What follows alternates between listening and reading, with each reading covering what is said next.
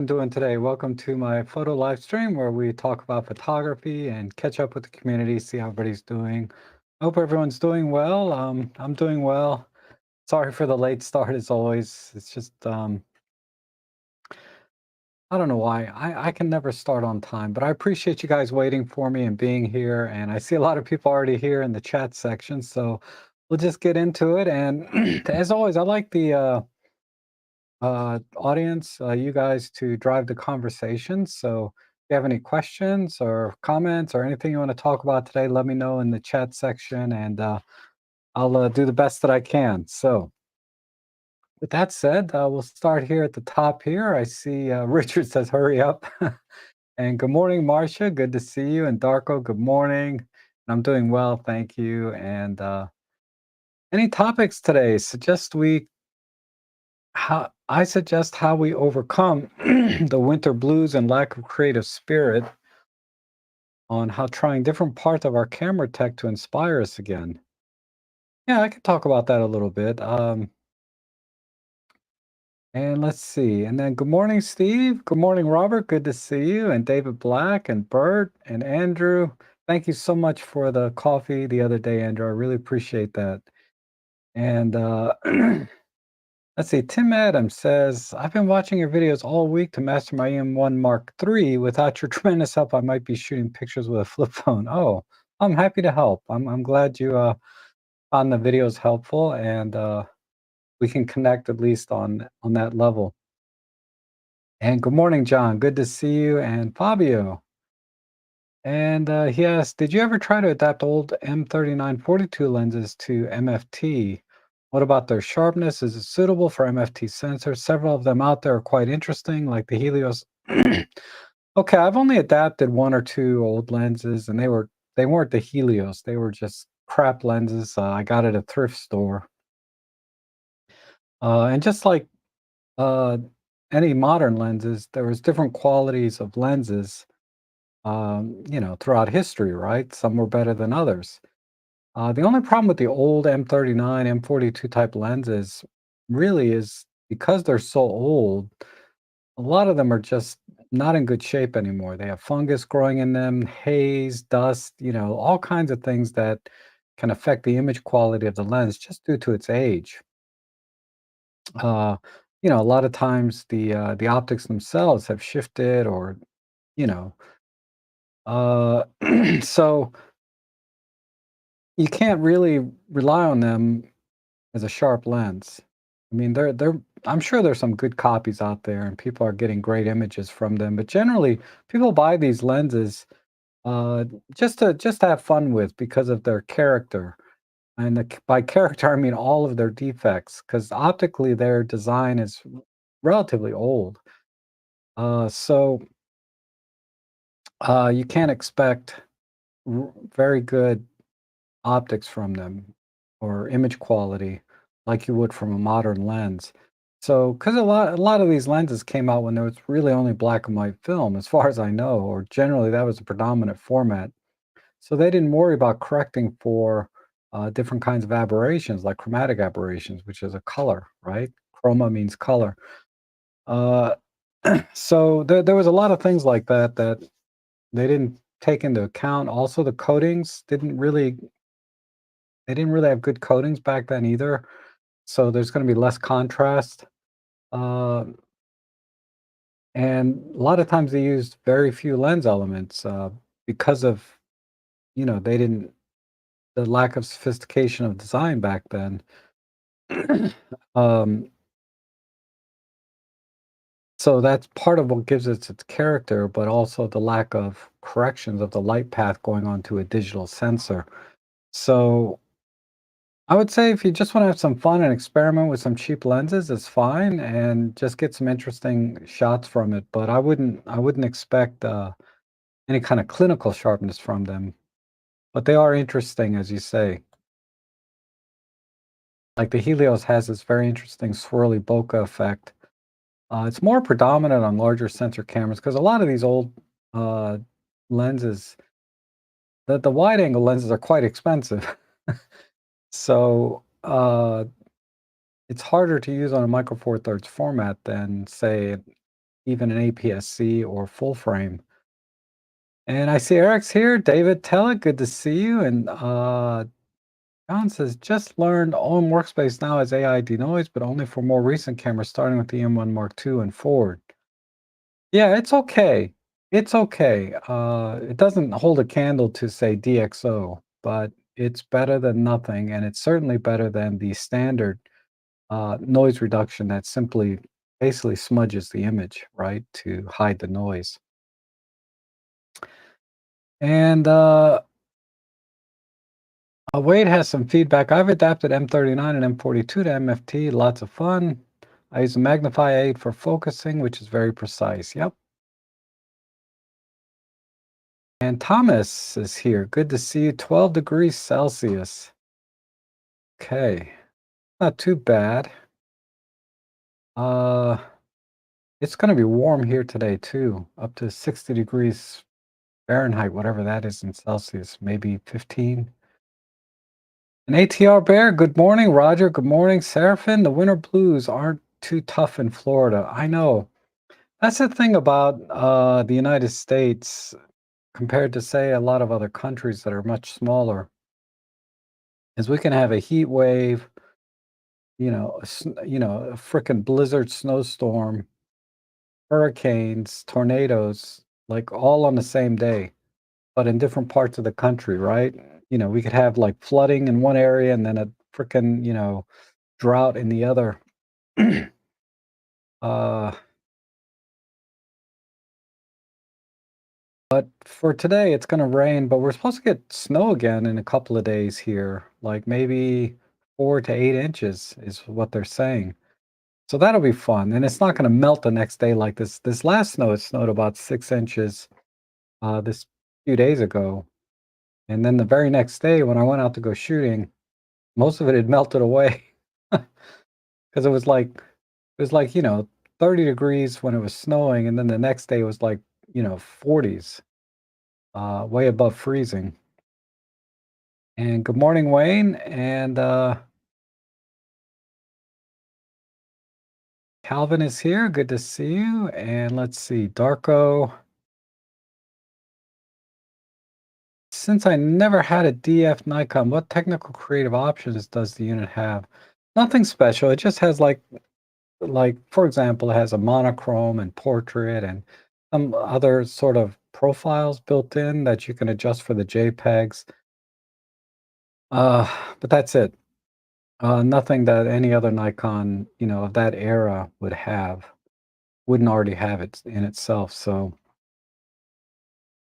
I tend to just shoot black and white or standard color with that. I don't try to manipulate the profiles by. You can change saturation and contrast. The monochrome filter has like red, blue, green, yellow, orange, or something.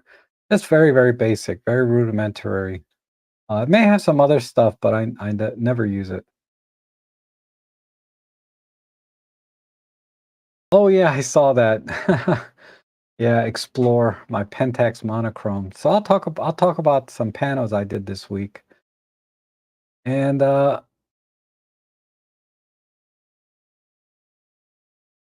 care the M39 lenses can damage the sensor on MFT cameras when screwed. Yeah, yeah. The M39. They're talking about how many millimeters the diameter is, I think, and they screw in into the camera. But some of the lenses protruded beyond the actual mount. So be really careful, particularly if they have aperture blades and things or holes that stick in. So yeah, you have to be very careful. Okay, so Darko wanted to talk a little bit about winter blues, lack of creative spirit. Okay, so for me, because the skies, and by winter blues, I would say it's more like the lack of color and because everything here is basically in winter mode, right? All the trees are bare, grass is kind of yellowish green, and uh, there's leaves everywhere on the ground if you haven't raked them like me. But, anywhere you go, it's pretty drab looking. And a lot of times it's cloudy, right? So there's not much light, and any light you do get is very soft, which a lot of people like to use for black and white photography. They like that soft, uh, low contrast type images in their black and whites. So I would say that would be maybe the first thing you do is try some black and white photography. You haven't tried it before or not really gotten into it. Uh, try that softer, low contrast look in black and white. Because even if you shoot in color, everything is so low contrast. Even the colors, even though they might be normally very vibrant in good daylight, in cloudy days, all the colors are really drab too. So just shoot in monochromatic. That would be my first suggestion. And then if you have settings available, most cameras do have settings available to adjust contrast at least. In the JPEGs, you can crank the contrast up to try to get a little more punch or reduce the contrast to get an even softer look. So there's lots of ways to experiment with black and white, just working with tones and working with light. And shooting in black and white is really good to help you see light, in your images and your exposure, where the highlights are, the shadows, the gradations between, you know, shadow areas to highlight areas. It really helps you to see that better without the distraction of color. So it's a good exercise and looking at light in a scene as well. It's also really good at helping you to see in black and white. And by that I mean, let's say you have a optical viewfinder, right? You're shooting and you're just looking through the lens. You're not looking at a black and white image unless you, well, let me rephrase that. If you have an older DSLR with an optical viewfinder, not an electronic viewfinder, you're looking at everything in color just like you would with your own eyes. It's just being framed through the lens. And you start to understand lighting of color. So, for example, you could have our perceived color red or like our perception of blue is much darker than yellow, even though they have the same brightness. Blue looks much darker than yellow. And if you take another couple of colors like red and green, these look, you know, very contrasty in color, but in black and white, they're virtually seamless in terms of tones. So it's a good exercise in understanding color as well. It's hard for me to articulate that, but uh, take pictures of objects that have very striking color differences and then see how little difference there is sometimes when you're doing it in black and white. So, it's a good opportunity to try black and white.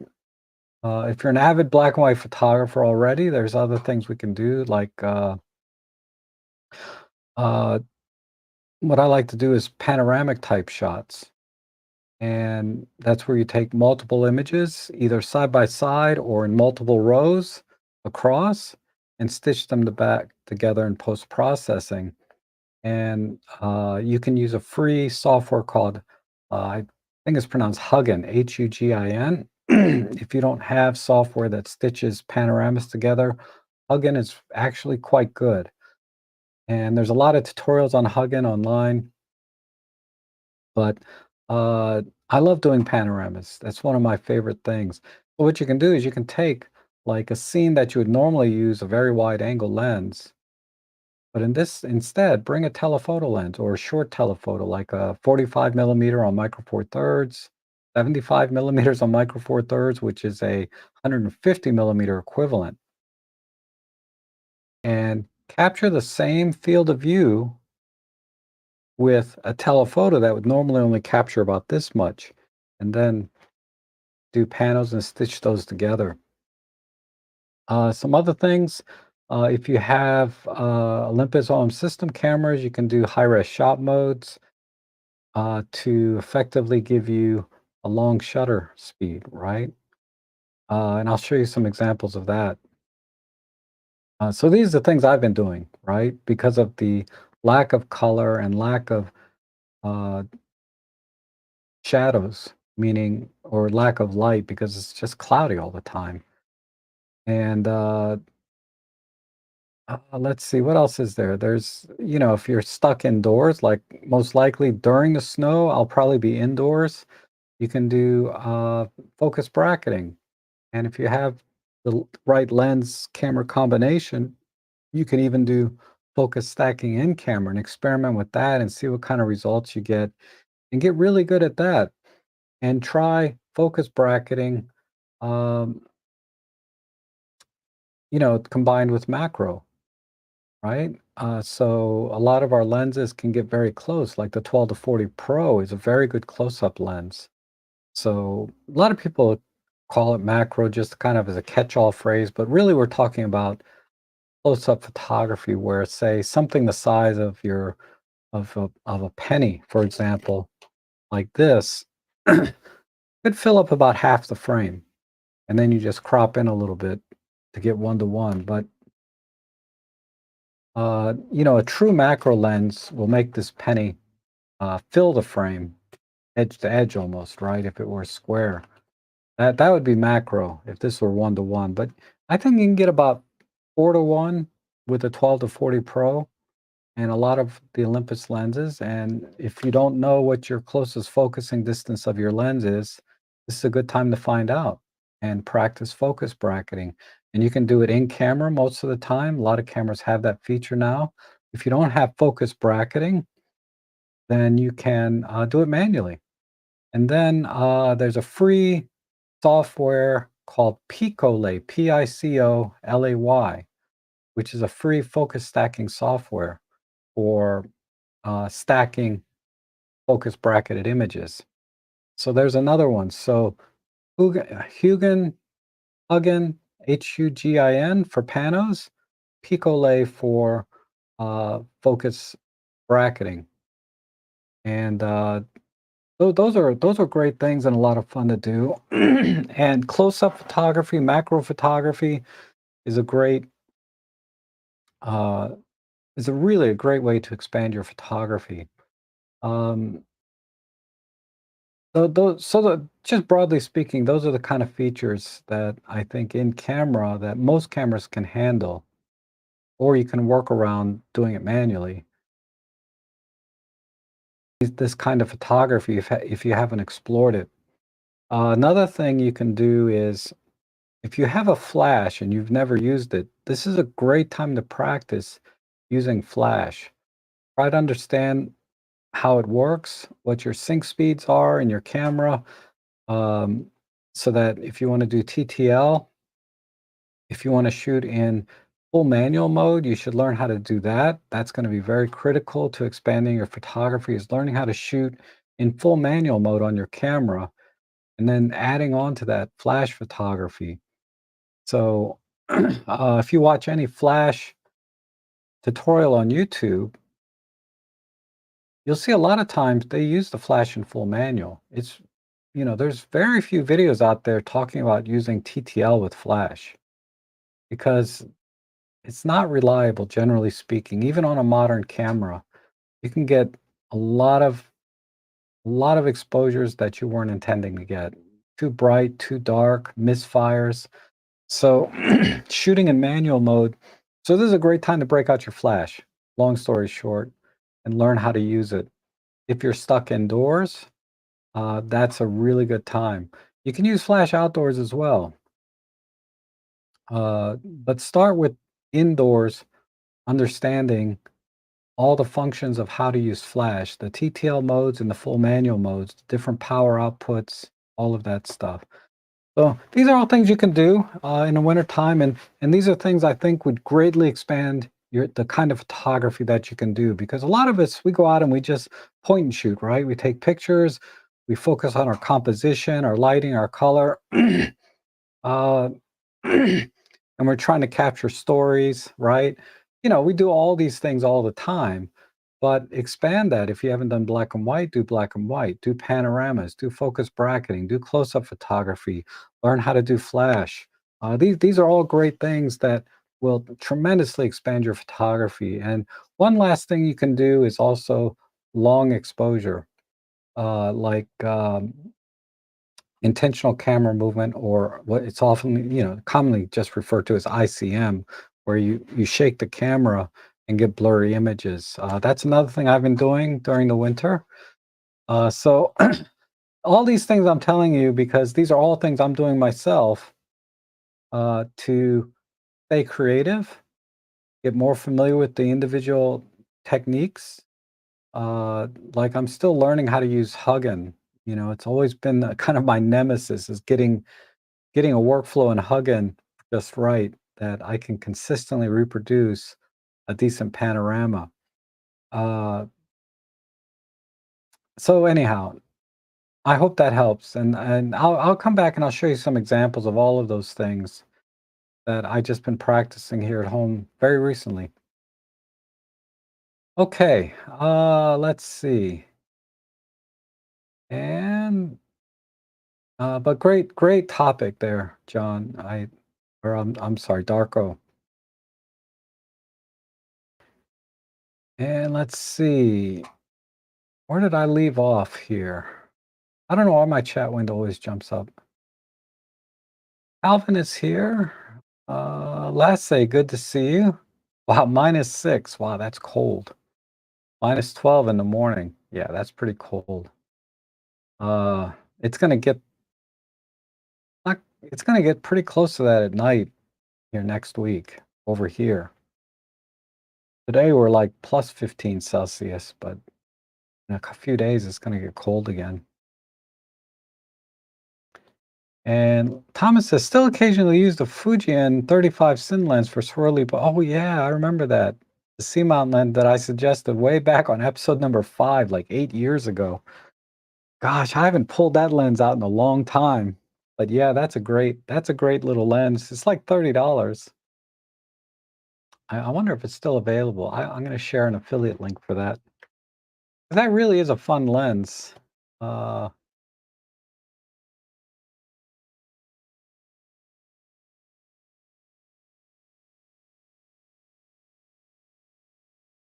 don't see it.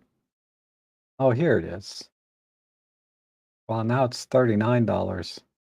It was like $25, $30 when I made that video 8 years ago, so it hasn't really changed much.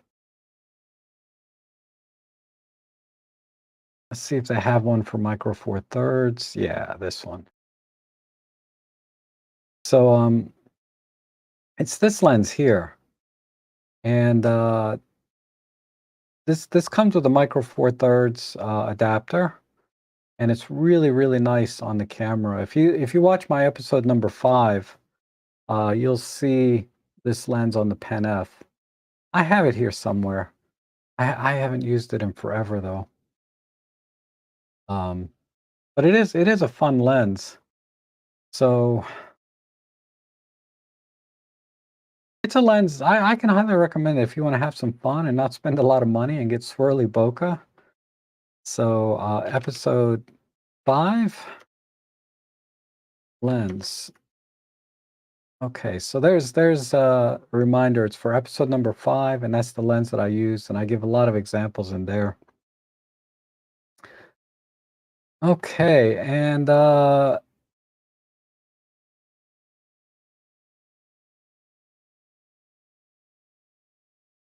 lost my place again.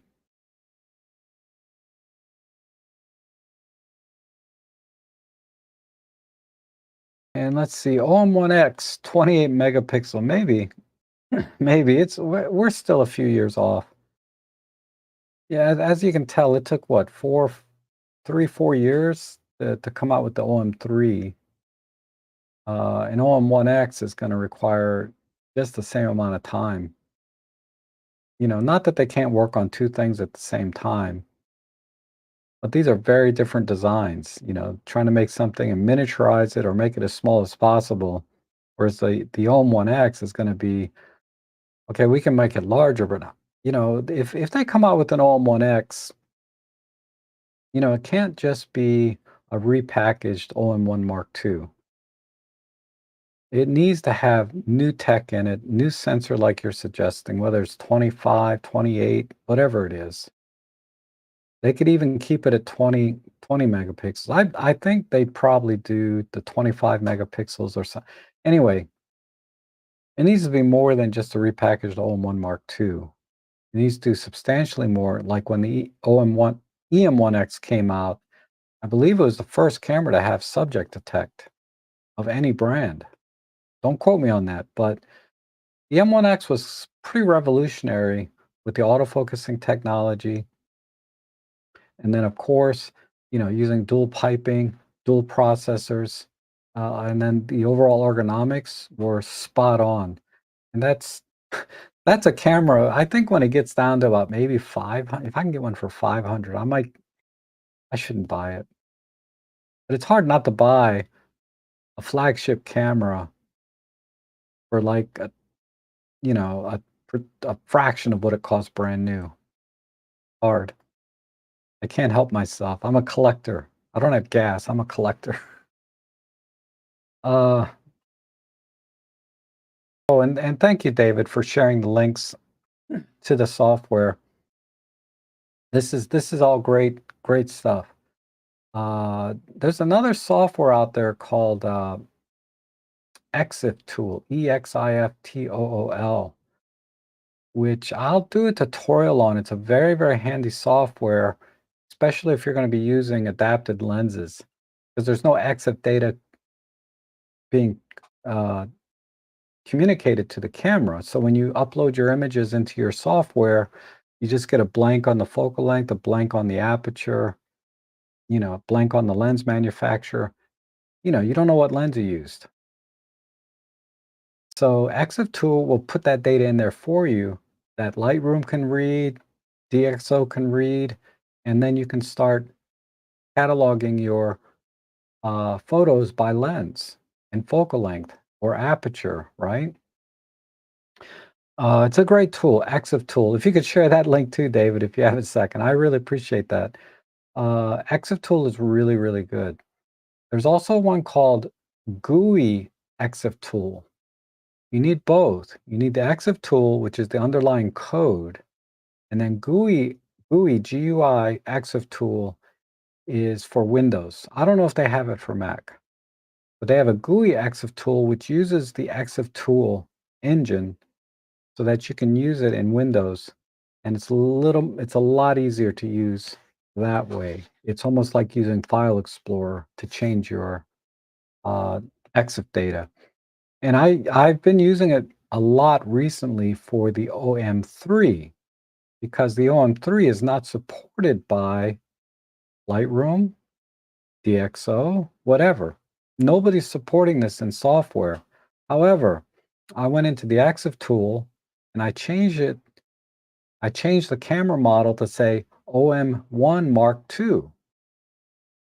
And now, 'cause it's the same sensor and processor, probably going to be 99% exactly the same when I'm editing the raw files. I changed it, so now I can edit raw files of the OM3 using any software that supports the OM1 Mark II. Uh, so uh, that's been a great tool, but I used it a lot to catalog lenses that I've adapted to my mirrorless cameras. Um, Now I can look back and I said, okay, that was my 35 millimeter f1.7 swirly bokeh lens. I'll have it in there. Or I can say, oh, I adapted my uh, Olympus 24 millimeter f2.8, my OM Systems, the film vintage lens, to my Pen F. And I can look it up in Lightroom or in DxO. If I want to look at images that I took using that lens, I can use EXIF Tool to put that data in and I can find it. Okay. Tim says, I love the in-camera panels I get with the EPL9. I wish the M1 Mark III had that feature. I didn't even know the PL9 had that, but that's cool. I've heard I've heard some of like the M10 Mark IV, I think has it. I don't have any Olympus OM system cameras that do that I'm aware of. Uh, but I like to uh, do more than just horizontal panels. I like to do multi-row panels. And got to play with the OM3 yesterday at my local camera store. Pre-ordered on the spot. That's right. We're OM3 buddies. Yay. And awesome that you purchased that locally, uh, and support the local camera stores. That's great. And Wayne says, I pre-ordered the OM3 with the new 17. Excited for, yeah, I can't wait to get mine. I mean, I got the one from OM Systems, right? Which is great. I've been practicing Flash in my house here. Some different things. I have my Flash trigger, and yeah, this is amazing. I love this camera. I can't wait to get my own though, and send this back to OM Systems. And the 17, I got a question in one of the forums about the 17 and the 25. Yeah, they say splash proof on them, so if they get a little water on them, they're fine, but don't expose them to constant rain. Uh, but people were asking if the lens hoods were reversible. I thought they always were, but yeah, on either lens, you can reverse the lens hood for storage, right? Or packing, and then put it on. I don't like these lens hoods personally. They're just kind of they they bolt, I don't like how they come out. They just make the lens bigger than it needs to be. And these are not super wide angle, so I like to use a metal lens hood and screw it in there, and it's a little bit more compact. I have a ND circular polarizer in here. No, I got an N. Yeah, it's a circular polarizer now. So it's a little even bigger than it really is, but this is how I normally use my lenses. Is with a metal lens hood. I buy them separately on Amazon, and they just screw right into the ring like any other,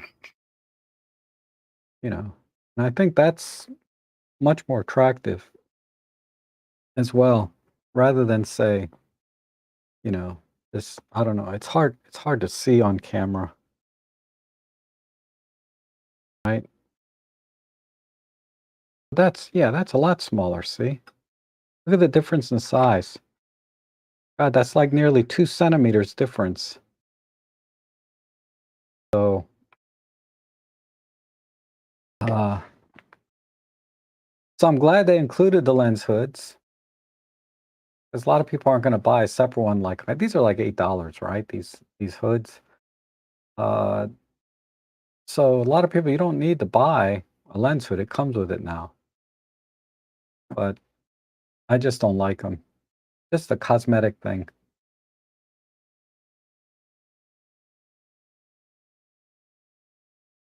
And I was out yesterday doing some long exposure live ND shooting. Lots of fun. Yeah, live ND is a great feature too. And Gary says, hi, Rob. I always take a small container of bird food out with me on a photo walk, even if I don't get any good shots. At least I get walk in fresh air and birds get something to eat. Yeah, that's awesome. That's awesome. Spring is close here in California. Starting to see mushroom. Oh, nice. California, the weather is pretty amazing. Aside from all the fires and floods and earthquakes. Uh, California is beautiful. Monterey, San Diego, very nice. And TT Artisans has some great manual lenses. Yes, they do. They do a really good job with their wide angles. And it's $10. Yeah, get that. Get that in Amazon, man. Get that in Canada. It's crazy. Usually things in Canada are like $1 million. And thank you, David, for sharing the EXIF tool. Also look for EXIF GUI. Eric says 25 to 30 megapixel would be a big leap for OM. Otherwise, us in this chat is it for micro four thirds. New buyers see megapixel as a ticket, and though megapixel may not be needed, those new buyers won't listen. Megapixel turns heads. Yeah, so we'll talk about that a little bit more. Oh, thank you. Duh. David is on point today. He's on his game. I'm not. I feel much better now. I got my Maxwell house finally. I don't know if you've noticed the last couple of streams I've had a little more energy, but right now I'm fighting um lack of sleep. I could not sleep last night for whatever reason. I started watching Karate Kid or Cobra Kai again. I've already seen it, but the series. But I can't remember Jack. I mean, I remember a few things. So it's like watching it fresh again, and it's great. That's one thing about not having a good memory is everything is new again. I have to watch something about 1,000 times before I actually remember, the whole thing. Like, Lucifer is one of my favorite TV series. I think I've watched that 100 times over, like, from season 1 to 6, 100 times since it's come out. I should be making videos instead of watching TV, but I can't help it. And Leslie says, "I'm using X's Tool GUI to add GPS data." Oh, yeah, you can do that too. You can add GPS data. So you would like go into Google Maps and get the GPS coordinates and then plug those into the EXIF GUI. Yep. And Eric says, "Yeah, I do the same. That's the winning ticket, especially when you stack 80 megapixels." Yeah. And morning all, I was quite excited when reading DP Review's best camera on 2K and the best for travel OM and both and links showed 1300. It led to the M1 Mark III. Oh, interesting. I haven't seen that article. Um, I mean, it's very subjective, I think, when you say what is the best camera for a certain thing, a lot of times. You can look at all the objective criteria, right? What features does it have? Resolution, image quality, all of those are very objective things. But subjectively, EM1 Mark III would not be my travel camera. Uh, it would be the OM3 now, but that said, uh, probably OM5, EM5 Mark III, and Pen F. Something a little smaller would be with a 12 to 45 Pro and a 40 to 150 kit lens. That would be my travel kit. Speaking of old lenses, I found a super clean off-brand called Image at $5 at the bin in the local camera, 135 f2.8. Very, yeah, it's cool when you find things like at a thrift store or wherever, yard sale, and then just have some fun with it.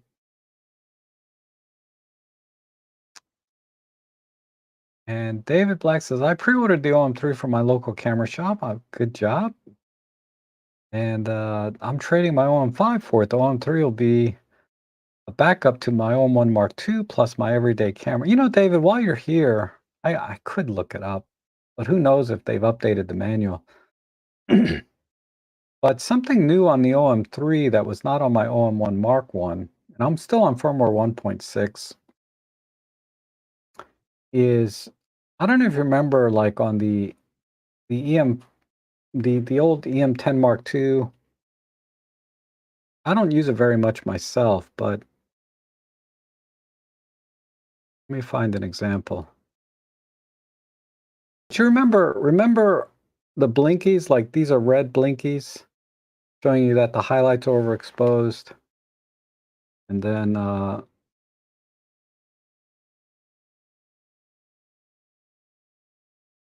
these are like blue blinkies.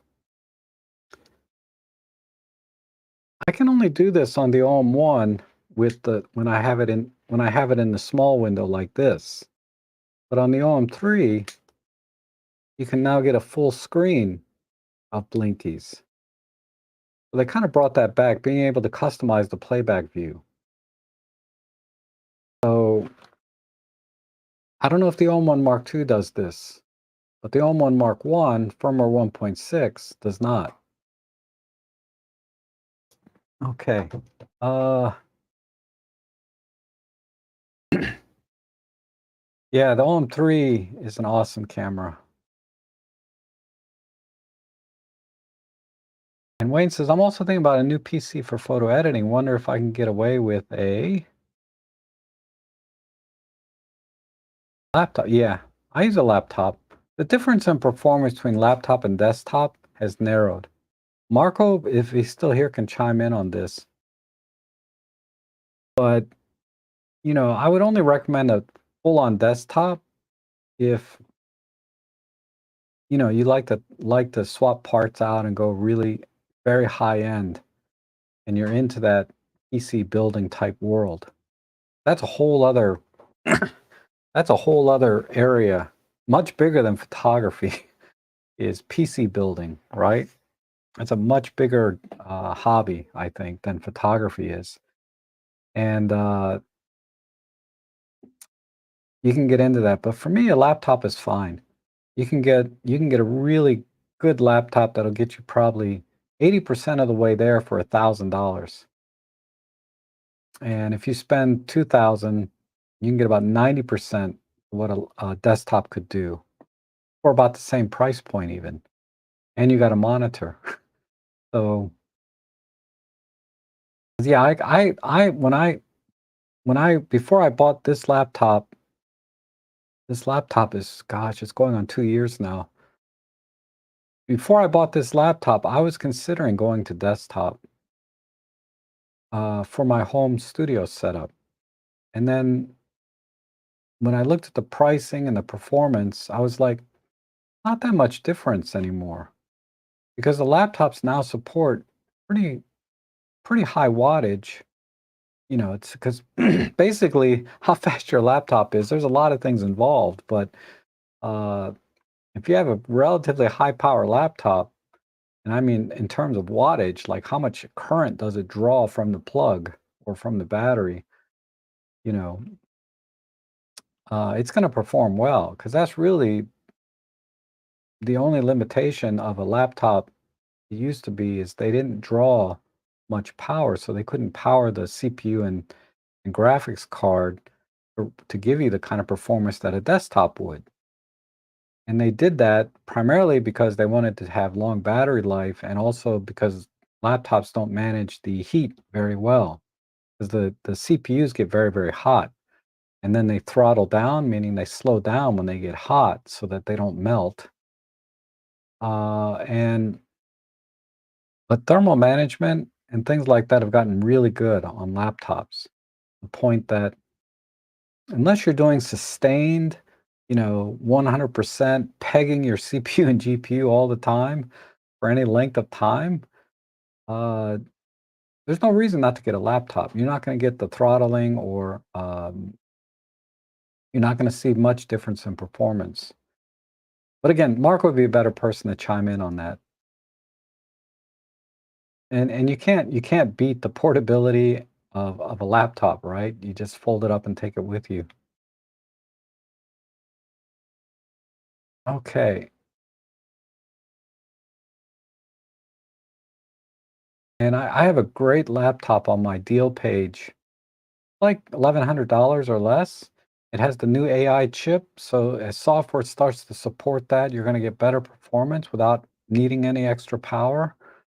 It also has a dedicated graphics card, the RTX 4060, which most software supports now. You're going to get extremely good performance out of that. An RTX 4060 will get you 90% there.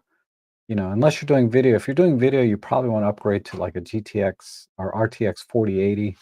The 5 series is out now. It's all kinds of stuff. You can go down that rabbit hole if you want with Marco. Marco has a YouTube channel, Hot Hardware, that you can converse with him more directly than through through a photography channel like mine, right? Okay. Any recommendation for a turnkey NAS? Again, Marco would be the one. I don't need a NAS where I am.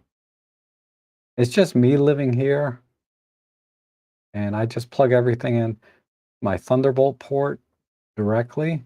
I don't really need a NAS. I don't need my hard drive over near my router, and all the other laptops don't really have anything installed on them to edit photos and stuff. So I don't need an NAS basically.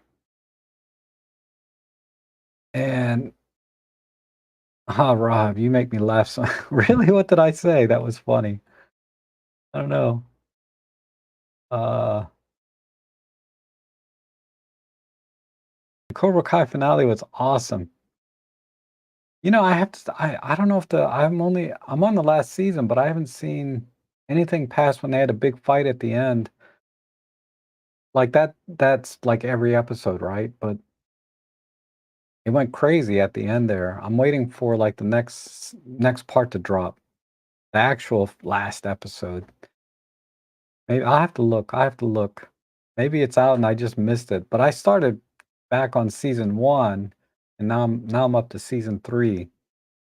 So I'll be up to season 6 maybe by this afternoon. I don't know. See how the day goes. I think it's supposed to clear up a little this afternoon. I might go out and do some shooting. And oh my goodness, did Robin drop in? Oh, hey Robin, how are you? Good to see you. We're gonna be together next week on the live stream. I'm trying to. I'll send an email, but I'm having some issues, not with the day and the timing, uh, but some other things. So we're gonna have it that day, but I need to email you about some other issues I have. Oh, tell me what's your deepest, darkest desire. Yeah, I don't have any. I want to be good at photography. That's about it. I want to take care of my dog. That's a tough question. What do I desire? Hmm.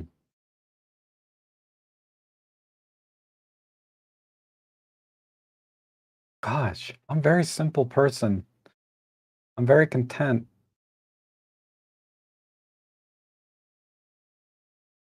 I wish I wasn't so strapped all the time that I could just buy any camera I want. Like, I'm gonna go buy a Hasselblad. Even a used one for 3,000 is like a little bit of a stretch for what it is. Because we have to balance, and this is the conversation people are having with the OM3, right? $2,000. They're like, wow, that's kind of a lot for what it is. Uh, so for me, it was not a lot. I was like, 2 grand, I'll take it. Take my money. You know, I want that camera so bad. But a Hasselblad at 3,000, even though that's about half what it sells for new, I'm like, I don't know, what's this camera really gonna do for me other than being a medium format and gorgeous? The Hasselblad 907, right? That I can use as a digital back to my Hasselblad film camera. So I'm so everybody has a different point of view, right? It's like some people are like, you're crazy if you buy an OM3 for 2 grand when you can get XYZ camera for less, right? It makes perfect sense to some people to get a different camera, but to me, it's like, there's no way. There's no way I would I would spend if I'm going to spend 2 grand, I would get an XT5 or a ZF over the OM3. There's just no way, you know, because I see, you know, I just love this camera. I see the value in this. The 2000 is, I think, a very, very fair price. Uh, and then other people are probably like, "You're crazy if you don't buy that Hasselblad for 3 grand." And I'm like, I don't know. For me, I don't know if it's the right way to spend $3,000." Ah, but this is the 12 to 40 Pro f2.8 on here right now. It's not bad. I mean, you can handle it one-handed and take pictures, but obviously with this camera, it's generally a two-handed camera if you want to take pictures and operate the buttons at the same time. It's not a ghetto or gangster camera, I should say, where you where you're gonna hold it like this and take pictures, you know? That's ridiculous. Why do people do that? I mean, You get the shot any way you can. But there's two things that drive me crazy, and Robin Wong does this. I'm sorry, Robin. I'm gonna have to call you out on this. There's, it's my problem. It's not your problem. It's my problem. But there's two things that drive me nuts. When I see people, Robin doesn't do this generally. When people hold their camera like this and take pictures, and they're looking at the back of their screen, and they're all serious about it. Bothers me. My problem, but it bothers me. The other thing is when people put their cameras and lenses down on concrete or a rock or some other ridiculous surface like that. I've seen you do it, Robin. Like you'll put your cameras down on like a concrete wall or something. And people that put their lenses with no lens cap on and put it down on concrete like that. At least, I dropped it. At least if you're going to do that, put the lens cap on. But Kai over at whatever, Kai Wong with Digital Rev or whatever, he's the worst offender. If he sees a brick, a rock, concrete, he takes the lens cap off and puts the lens down. I guarantee, well, he has no regard for the back of the lens or the bottom of the camera. Like, why scratch up the bottom of your camera on concrete or brick or whatever you put your camera down on? It just bothers me. Hey, a personal problem. It's nobody else's problem but mine. I'm sure everyone has their pet peeves, right? Like,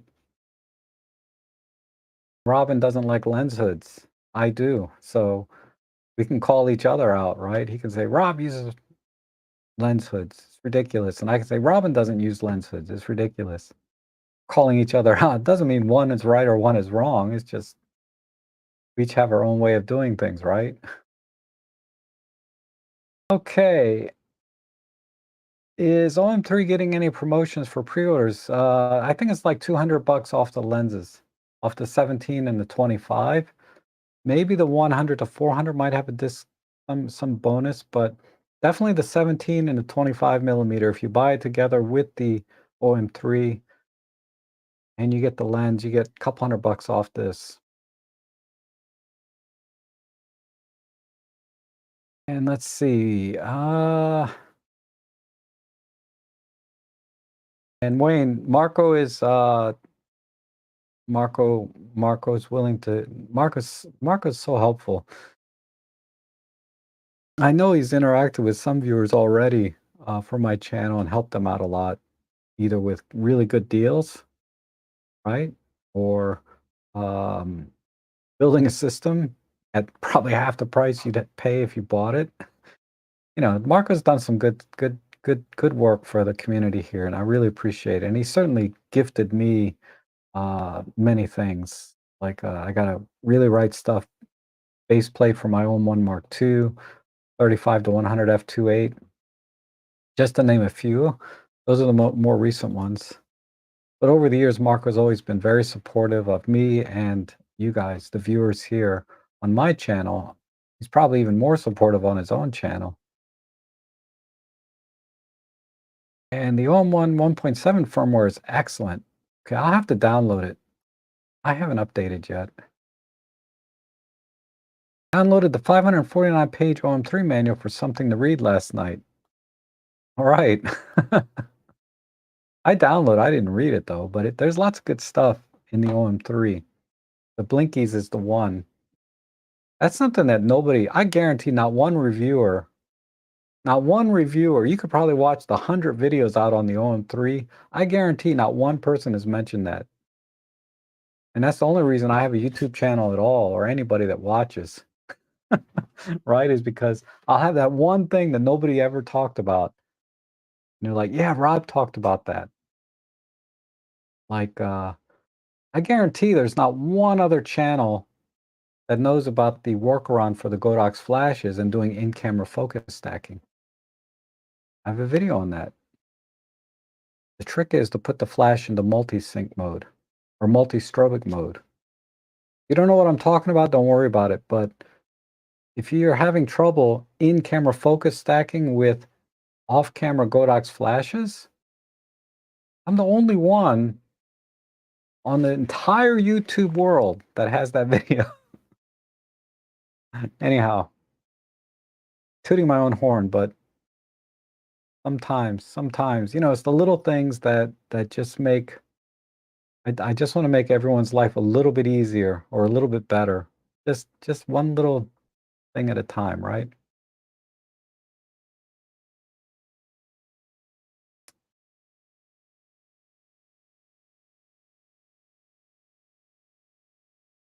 And at RobTrek, I click Exit Tool Direct and then, oh, yeah, I use the Exif GUI. 'Cause I like to select, I don't know, I've never used it directly. I know you can do that, but I kind of like using the GUI interface. I like to select the files and look at the EXIF data in real time, things like that. Okay. Uh, the desktop still seems to be the better rig for video rendering, though than the laptop, at least price per part wise. Yes, I agree. I agree. For video work, uh, that's because okay. So for video work, you're operating at 100% max. You're at full tilt for extended periods of time. And in that situation, a laptop, the thermal management's not as good and it's going to start to throttle. Uh, and typically, desktops, you can overclock, you can even if you don't overclock, a lot of the components have higher wattage ratings to begin with, right? Than a laptop. So a laptop will never be a desktop, never, because they're not going to be able to have as many watts. They're not going to be able to manage thermally as well. So for video rendering, if that's your main thing, then desktop might be the better way to go uh, for most people. For people that are into video, yeah, they're going to get a desktop most likely than a laptop. But for on the go, I think a laptop will do a lot of the heavy lifting. Um, if you're working on the go, it can do a lot of the hefty lifting until you get back into your desktop situation where you can do the final rendering and output and delivery. Because you can work DaVinci Resolve in the cloud. I'm sure whatchamacallit, the other thing from Adobe can do the same, where there's some collaboration. Yeah. Anyway, yes, your bottom line is you are correct. And let's see. Do you think CF Express B would ever become card of choice for all brands of cameras? No. Um,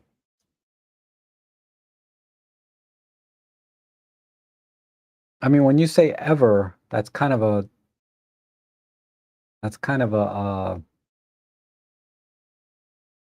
it's like never say never, never say ever. Because uh yeah, eventually we'll get to a point, I'm sure, in technology where an SD card is not going to be able to handle the bandwidth. And a CF Express card is the only way to deal with that issue, right? We're going to have, 1 million pixel cameras. SD card ain't going to cut it. The CF Express card honestly wouldn't cut it. And but I'm just giving extreme examples to demonstrate the point where, video requirements and sensor requirements are going to be beyond what the SD card can handle. And you have to go to a faster medium like CF Express B. But with current camera technology, you know, most people are shooting 4K at most. If you shoot 8K, I can even do 8K on my SD card, okay? But, uh, eventually we'll require faster medium, but I think at that point, there might be other options available other than CF Express B. So until there's a really high demand, because this SD card is still the smallest medium that you can put into a camera right now. Micro SD or SD card, much smaller than a CF Express, so it allows the cameras to be smaller, more compact. And uh, right now, UHS-2 V90 cards have more than enough bandwidth and capability to handle high-end video. So I would say I don't think it'll ever be a standard across all brands because currently and in the foreseeable future, I think SD card is more than enough, especially if they come out with a new thing like UHS-3, where now you're going to get nearly triple the bandwidth versus double versus single, right? So we have UHS-1, UHS-2, UHS-3. They just keep adding rows of pins get, to get more data lines into the camera that can transmit more data in parallel. Because the card itself isn't necessarily any faster. It's the pipeline between the card and the camera. And UHS-1, let's say, has one pipeline. UHS-2 has two pipelines. UHS-3 would be three pipelines transmitting data. So even though the memory card itself is not faster, you can transmit 3 times as much data at the same time with the UHS-3 or twice as much with the UHS-2, yada, yada. I don't want to get too technical. And honestly, it's all beyond me how all that stuff works. Uh, but that's the gist of it. So CF Express, I'm not familiar with the protocol, how many pipelines of data it has, what the actual speed of the card is. None of that stuff. But be aware that these very fast CF Express cards introduce additional problems, which they have not been able to get around. Uh, they require a little more power, which cameras can provide, and they get very hot, which is a problem for smaller cameras, right? So, because everyone talks about overheating, yeah, I'm recording 8K video on the CF Express card in a compact camera. That CF Express card is generating probably half the heat that camera has to manage, right? So there's a lot of problems with CF Express B that you have to take into consideration. I wouldn't say problems, I would call them challenges, right? They're not really a problem. Manufacturers are managing it just fine. But they it's very deliberate. They have to manage the heat coming off a CF Express B card just as much as they have to manage the heat coming off the sensor and the overall heat management and thermal management of the camera to be able to use those cards. SD card has the same issue, but not nearly at the same level because it's only transmitting data at a max of 300 megabits per second for a V90 card. You see these CF Express cards doing, 5 times that, right? Well, guess what? It's 5 times the heat, 5 times the energy, so battery life becomes an issue. So, you have to design your cameras with the right, uh, design the camera to use the memory card or the I'm losing my grasp of the English language here. Hopefully you got the gist of that. And what I'm trying to say is they design cameras for a specific purpose, and they're going to use the right components to execute that purpose, right? That's all I can say. Okay. So short answer is no. Uh, you can get more PC for the dollar if you go with a desktop, but obviously not going to be portable. Yeah.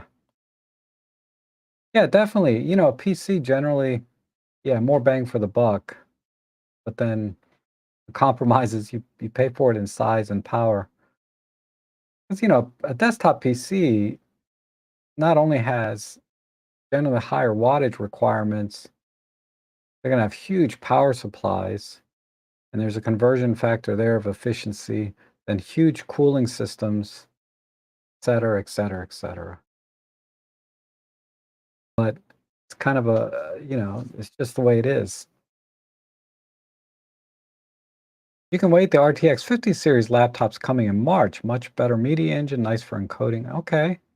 I can definitely wait. I have not really maxed out the capacity of my laptop yet. That said, uh, when I was doing a 34-shot high-res pano, it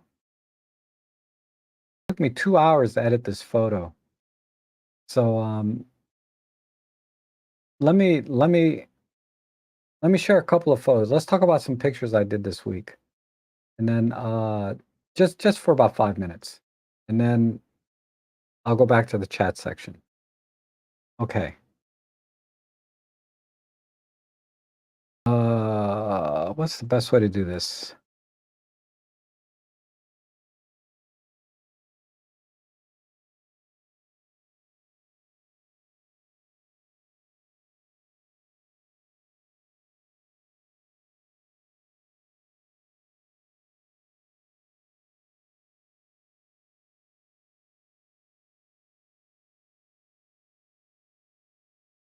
All right.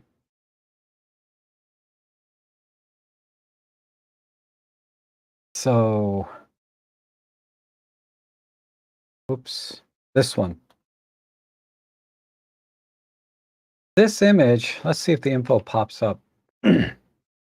This image is 36,984 pixels by 1,003 or 13,536 pixels. So this is a 500 megapixel image.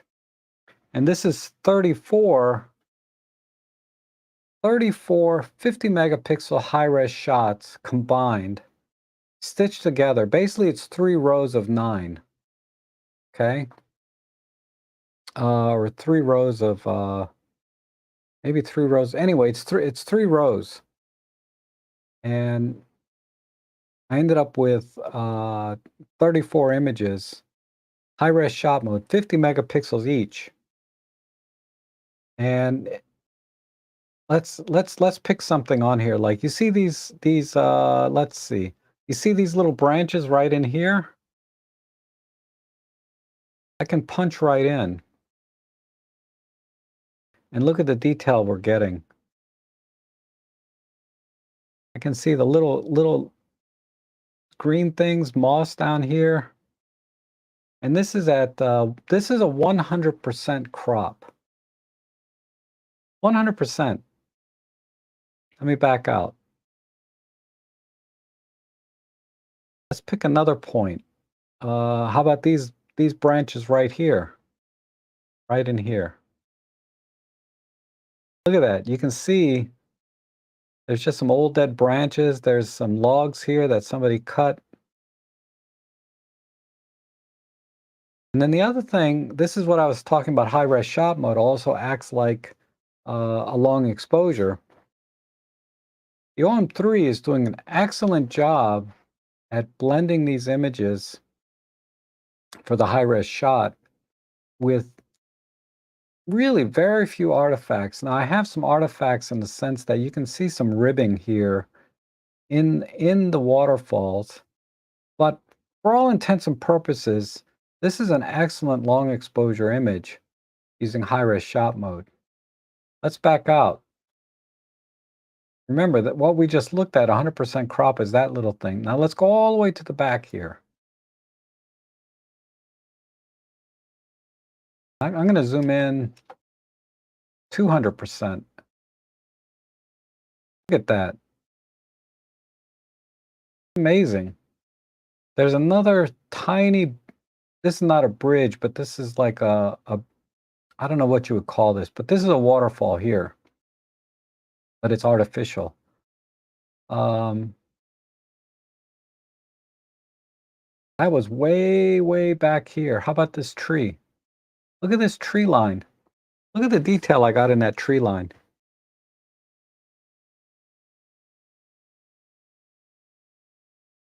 All the way up to the little tiny branches up here. I'll punch in 200%. Yeah, I'm starting to see a little bit of artifacting way back in here and some stitching errors. But come on, we're talking about way out here. Anything close, I can see the individual blades of grass. Here we have the waterfalls. You can see a little bit of ribbing here from the high-res shot mode. Took me 2 hours to edit this frickin' thing. Uh, because it was like I would apply something and I had to wait like a few minutes, then apply something else, wait a few minutes. It just took a long time to edit this photo. If this were a single shot, I could edit this photo in 5 minutes, but it took me almost 2 hours because it was 34 shot pano. Now there's a couple of AI things in here. I missed this corner here when I was stitching, so this part is AI. It's just filled in, and you can see how it's just kind of cut off here. So AI did the best it can. So this corner I was missing a shot because I didn't capture it. And then this corner down here, this is AI generated, this corner. But other than that, this is all actual. This is, 90% of this or 95% of this photo is 100% in camera. Uh, so that's that. Okay. Um, the other thing I talked about in the beginning was doing some ICM. This is an ICM shot that I did. I did this all in camera. Uh, I didn't have to edit this at all. So this is where you're moving the camera and blending images together. So I did image overlay in camera. I'll do a video on this. Uh, let's see. I don't have any focus. I haven't done any focus bracketing this week. Have I done any recently? No. But I was practicing some flash photography. I mean, I didn't dress up or anything. I'm just like wearing my bum clothes. My hair's a mess. But I'm practicing. I've done this before, but I'm practicing using my gobo and flashes and things like that. And then another thing I did was let's see.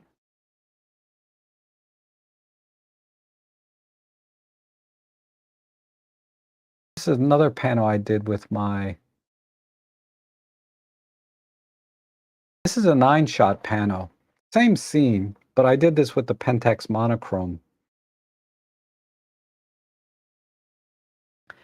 And I did 2 versions. I did one in Photoshop and I did one using the Huggin panel stitcher. The Huggin did a better job than Photoshop, actually. I don't think I have the example here. Let me see.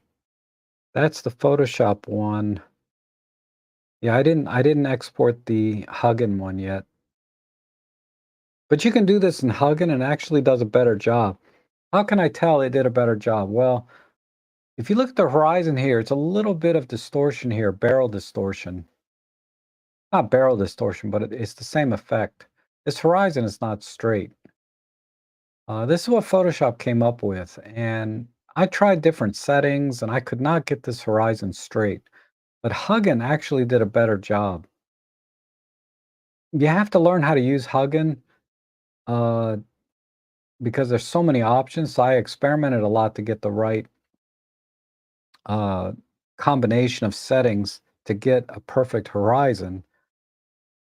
but ultimately it did a better job than Photoshop. But this is a 9-shot panel, so I think this is just like I forget, I think it's just 2 rows of something. There's some see, Photoshop made a mistake here. There's a little bit of a stitching error. You can see it's blurry right here, and over here, we have kind of a sharp area and a blurry area. So, again, Photoshop, there's some holes here in the pano stitching that I have to fix. Look how beautiful the Pentax monochrome images are. I just love this camera. Now that said, people have asked me, what is the difference between the Pentax monochrome and OM3 monochrome, or really any Olympus system camera? So I have this image where I have the Pentax K3 monochrome and the OM3 monochrome, basically straight out of camera, no editing here, side by side. And if you want to look at these images for yourself, uh, you can go to my Flickr page. It's just flickr.com/robtrek, and you can look at the full res images here. You can even download them if you want, the full res. You want to download it, knock yourself out. Personal use only. Okay, I have ownership to this image. But if you want to see it, download it and look at it for yourself, you can. Okay. Here's the monochrome, right? Pentax, 9 shots.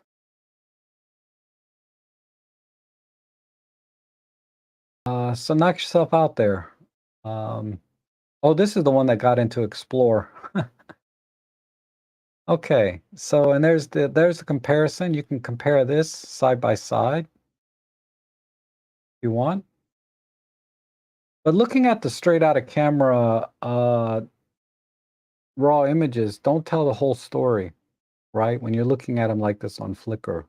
It's when you start editing the photos, you can start to see a little difference in the flexibility of working with a monochrome camera versus converting a color image to monochrome like the Olympuses do, or every other camera on the planet. Um, or it's just all in my head, right? I'm just imagining the Pentax monochrome is better at monochrome than Olympus. I don't know, or OM systems. Could be all in my head.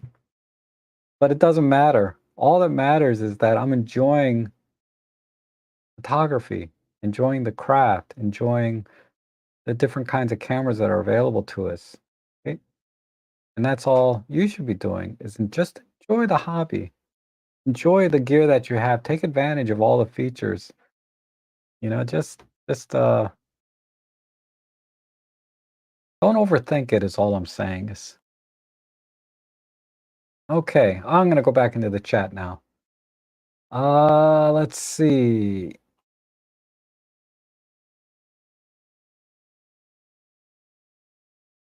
The last part dropped, you missed it. I don't know what you're referring to.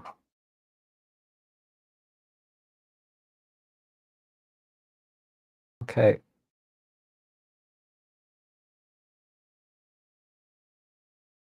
Oh, I didn't talk about the Home 3 much today. The Home 3 will be a fun creative camera with the creative wheel, yes. Creative wheel is for people that are creative, you're gonna love it. I'm not the most creative person, so I always struggle with coming up with creative ideas and implementing those or executing those ideas. But having the color wheel and the creative dial, being able to adjust saturation, it can be fun to experiment a little bit. I like doing it in post-processing myself. But if you'd like to do everything in camera, and there's a certain advantage to doing things in camera while you're in the field looking at it with your own eyes versus coming back home with a raw image, right? Um, there's a lot of possibilities there, and I hope it gets revitalized, the home system community for doing creative things with the creative dial that it really never really took off with the Pen F or the EP7, right? So hopefully the OM3 will revitalize that.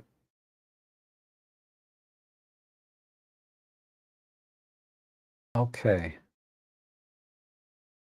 And Gary says, I use a Voigtlander 40mm f2 that has a Nikon f-mount via adapter. Nice rendering and beautiful construction. Does OM3 lens have? Yes. Well, I'm assuming it does, but I will double check. You never know, right? Like you would think this camera could tether, but it doesn't tether. No tethering. Okay. I'm the only one that's mentioning that, by the way. Again, tooting my own horn. You won't hear this anywhere else on YouTube. This camera does not tether. Okay. So, yes. Lens info settings confirmed.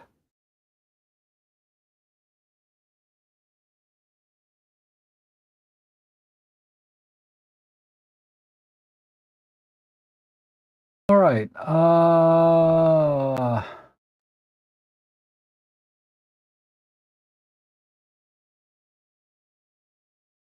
David says I pre-ordered.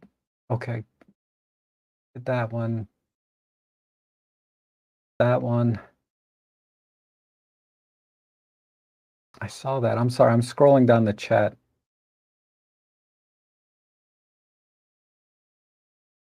Someone. Yeah, I read that. My short-term memory is actually pretty decent. So I can remember like if I read a chat before, but don't ask me tomorrow what I talked about today or what I had for breakfast. You ask me tomorrow, what'd you do yesterday, Rob? I'm like, I don't remember. So let me go to my computer and then I look at the files that I created. Oh, that's what I did yesterday. But if I don't do anything, anyway.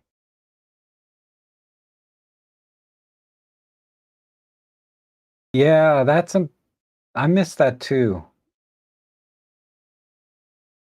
Yeah, I missed that too. So what Adam's referring to says the old feature I missed was being able to press the shutter release during video and having it create JPEGs from the shutter release. So basically, while you're recording video, if you push the shutter button, it'll capture a frame from the video and save that as a JPEG. Or you could set it to actually capture a raw image at that moment. Basically take a picture. So what happens is it interrupts the video. It stops the video, takes a picture, then starts the video again. So now you have two video files. So every time you took a picture in RAW, it would create another start recording another video file. But if all you wanted was a JPEG, it'll just capture a still. It'll capture a frame from the video and save that as a JPEG. Yeah, that would be nice to bring back. I actually use that quite a bit, uh, but it's gone. I mean, I miss it, but I'm not a deal breaker for me, right?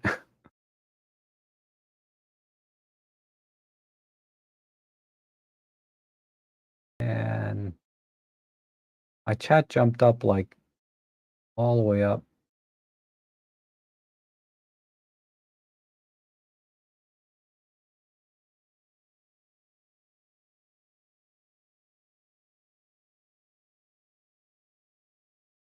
Robin says, I work with concrete in my past life. I earned a special privilege to play. Okay. You never know why people do things. Robin has an affinity for concrete. And then Gary asks, uh, have you noticed any difference in image quality using the 1718 versus the older version? Or is the weather sealing the only the weather sealing is the only difference? I haven't noticed any difference in quality. I've taken a few images of a test chart side by side. I can't see any difference. And if there is any difference, that could be just sample variation where, out of 1,000 lenses, you know, none of them are going to be exactly the same, right? Because of what they call sample variance or whatever they call it. There's going to be variance in manufacturing output.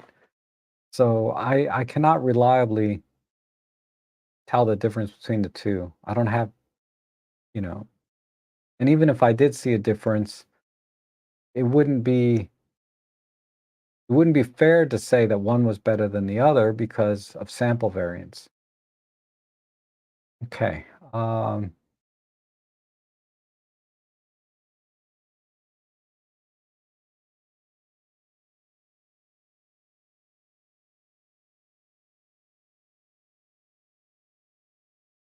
Eric says I have to hold my GR3X gangster style rolling down the street.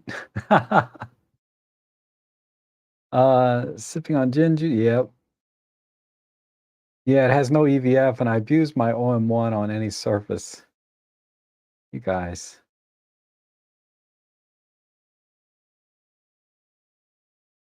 I'll get over it. You know, this is what I tell everybody. You do you, man. You know what I mean? You do you. As long as it doesn't interfere with what I'm doing, you do you. And if anything bothers me, it's my problem, right? If it's not interfering with what I do, it's just I see it and it bothers me, it's my problem, right? So you do you, man. Don't let anybody tell you different. I gotta tell you, okay, I gotta tell you this thing happened to me last week or the week before. I went to National Harbor with the OM3, take some pictures, right? Security guard, they have security there, right? Because it's crime here is not great. But they have the security guard there for, private security service working there, police everywhere, right? Which is great. I feel a little safer. And it's empty. Oh my God. All right. Let me give you an idea of how empty this place was. I did a panel while I was there.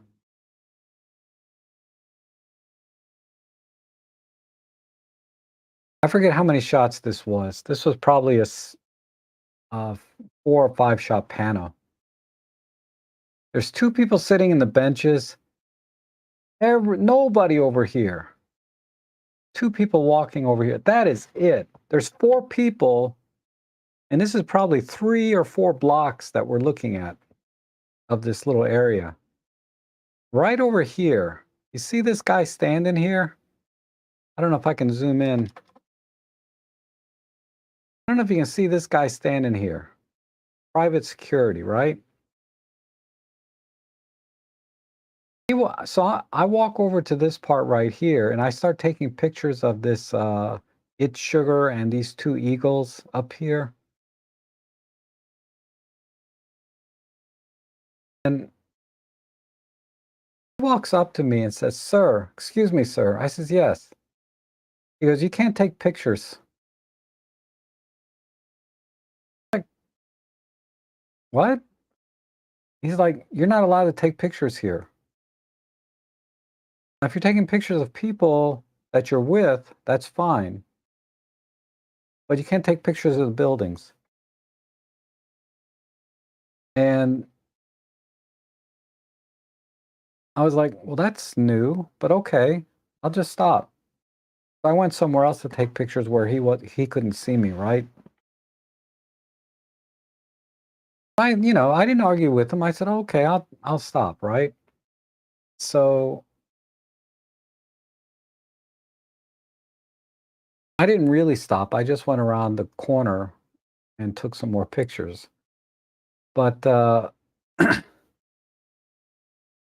went to the National Harbor website, and I was like, okay, and I started Googling. I'm like, okay, maybe really you're not allowed to, right?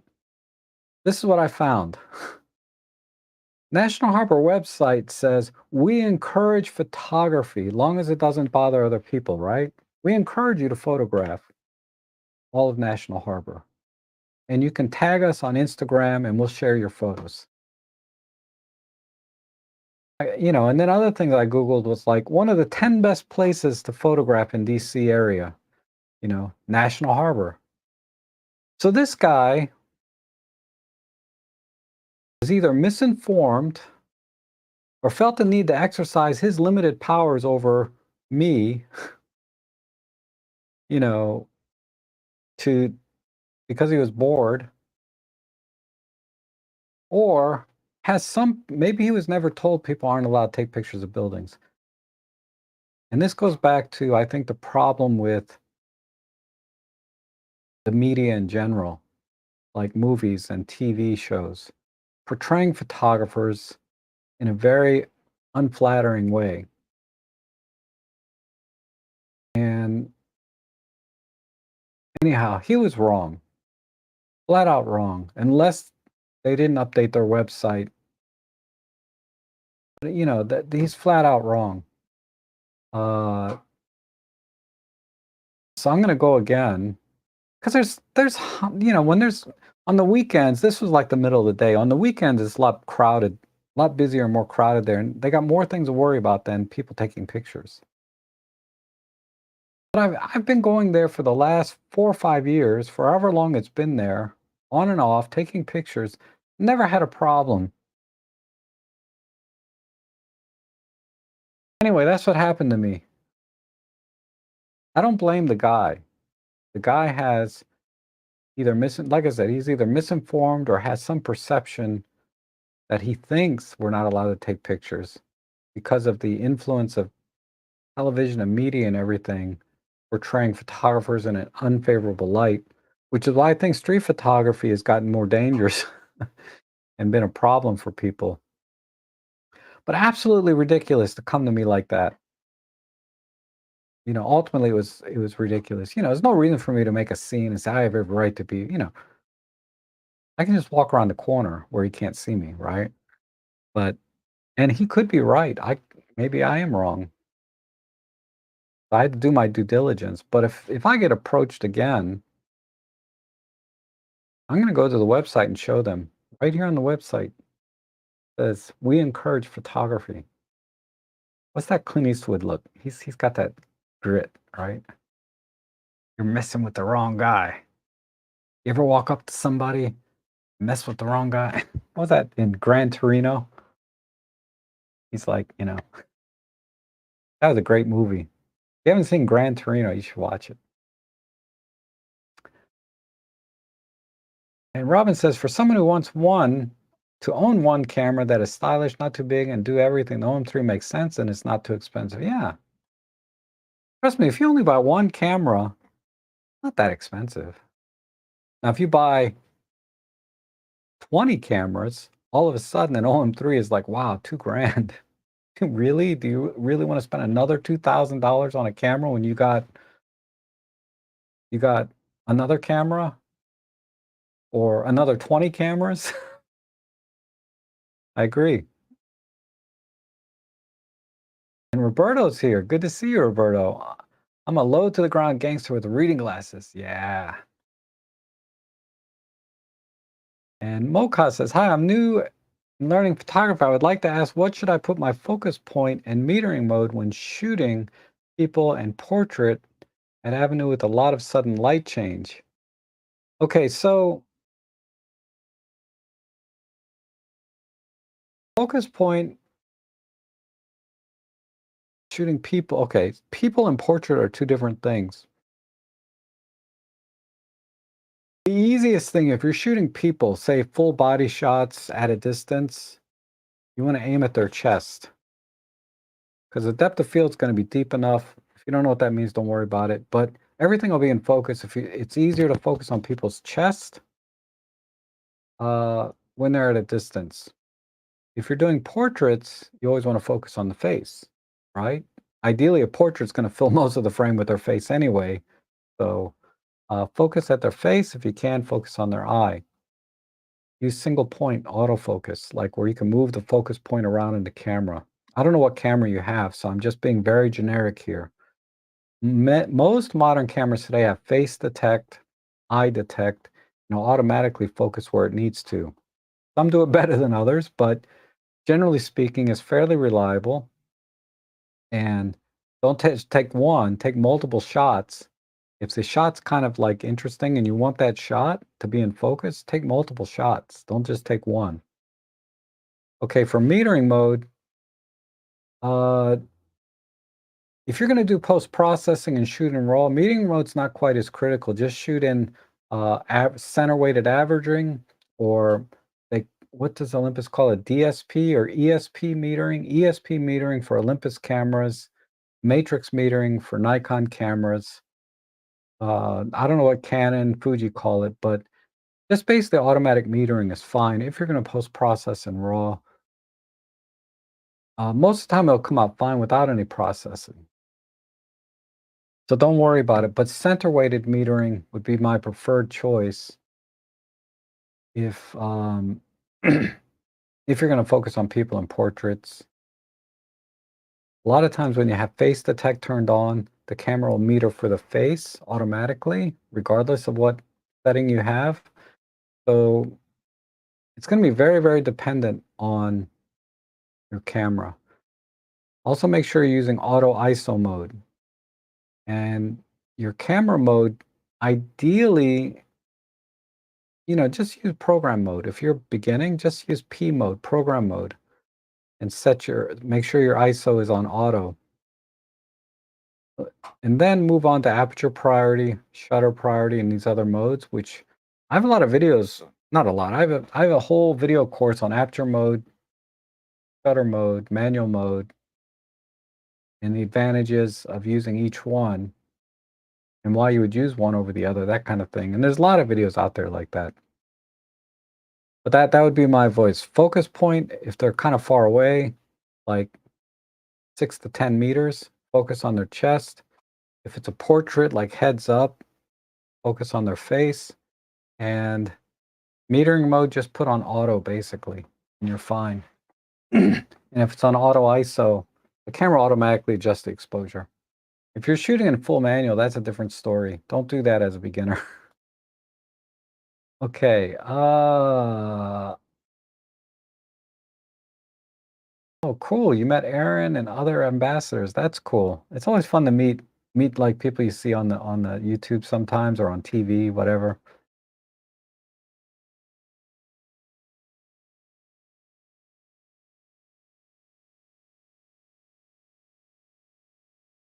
And European orders are getting 5-year warranty and leather camera strap. Yep.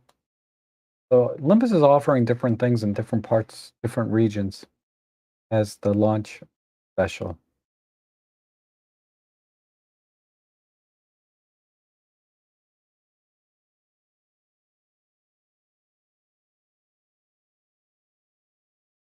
There's been many times I put the Ricoh GR3X up to my eye and stopped myself like an idiot. What are you doing? There's no EVF. I know, it's just force of habit, right? We're all creatures of habit. Uh, Current best bang for your buck is the Mac Mini M4, $500, get your powerful photo video editor. Okay, good tip. I really appreciate everyone's recommendations here in the chat. I encourage that. Uh, but I need, with the caveat, always do your own due diligence. Always do your own due diligence. I know nothing about Mac, but $500 sounds like there's got to be compromise somewhere. If not, great. I don't know. But I would do my due diligence when somebody tells me I can get a great photo video editor for $500. I'd be like, really? 500? I spent 2,500 on my laptop. How is a $500 machine going to beat that? And maybe it does. Might be awesome tip right here. So thank you, Michael, for sharing that. But I always encourage people, not just this, but any recommendations people give, especially my advice. Always do your due diligence. If I give any advice on this channel, always double check, man. I could be misinformed. And Adam says, it's a shame that I'm only focused on wildlife for the promotions. The cameras still produce excellent high quality videos, portrait images. The M1 Mark III was the last time they really focused. Yeah. Yeah, they shifted their marketing. Um, Hopefully it worked out for them. That allowed them to produce the OM3 and they can branch out, right? Um, we'll never know. Darko says, I use SDUHS2 and CF Express B for my Z52 and Z6. There are 200 frame capture limit. This makes sense not to overheat the cards. Yes. And one of my Sony professional video friends used my 1 Mark III for video B-roll and loved the results. Yeah, I mean, you know, Olympus OM system gets a lot of flack on their video capabilities, but ultimately it does a fine job. Just like every camera does a fine job with video, photos. We're really splitting hairs at this point. And I get it. If you're a professional and you need certain tools in your camera that maybe OM system doesn't offer and you have to go Lumix, Panasonic, you do that, right, as a professional. For me, I get by with the 10-bit 420 in-camera recording with my own 1 Mark I for the videos that I do. I don't need 10-bit 422 output. My video is competitive enough, and there's not much demand for it anymore in the work that I do. Maybe it's because my video is not good. I don't know, but I'm not getting a lot of requests for video lately. Been almost a year since I had my last video job. Okay. The OM 3 is tempting, but it's a luxury item. But the OM 1 Mark II is more useful to what I do. But inflation adjusted, the PenF would be 1,600 today. The OM 3 is closer to the flagship. Yeah, like I said, I think the pricing is fair. What can I say? Making a video, let me share with you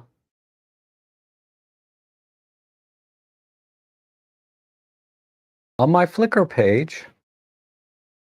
I posted some OM3. This is full HD at 240 frames per second. This is edited a little bit. I applied a little bit of sharpening and some highlight shadow contrast, right? But not a lot. This is not too different than what I got straight out of camera. So I have this video there. It's just a 1-minute video. And then I have this video here. This is full HD 120 frames per second. This is 10-bit video. Will only go up to 120 frames per second. But this is when I was doing some backyard birding. Just to give you an idea. Now this is straight out of camera. I didn't really do any editing other than some trimming, like cutting off front and back. So then, because this is probably about an hour's worth of video that I cut down to just these few clips. But be sure to check this out and click the like button or the fave button so that I know you saw it. But it's interesting to see the behavior. That little, what do you call it, Junco there on the right that's flying is scared to death of this sparrow. It's like when that sparrow comes, he's gone. I don't know. I didn't know sparrows were that mean. I know blue jays are pretty mean, but the sparrow, nobody liked hanging around that sparrow. This Junco especially is very skittish around the sparrow. Didn't seem to mind cardinals or blue jays. This is a titmouse, tufted titmouse. I put some walnuts out there. So they're loving that, man. Anyhow, that's a blue jay. Check that out on my Flickr page. That's there too. And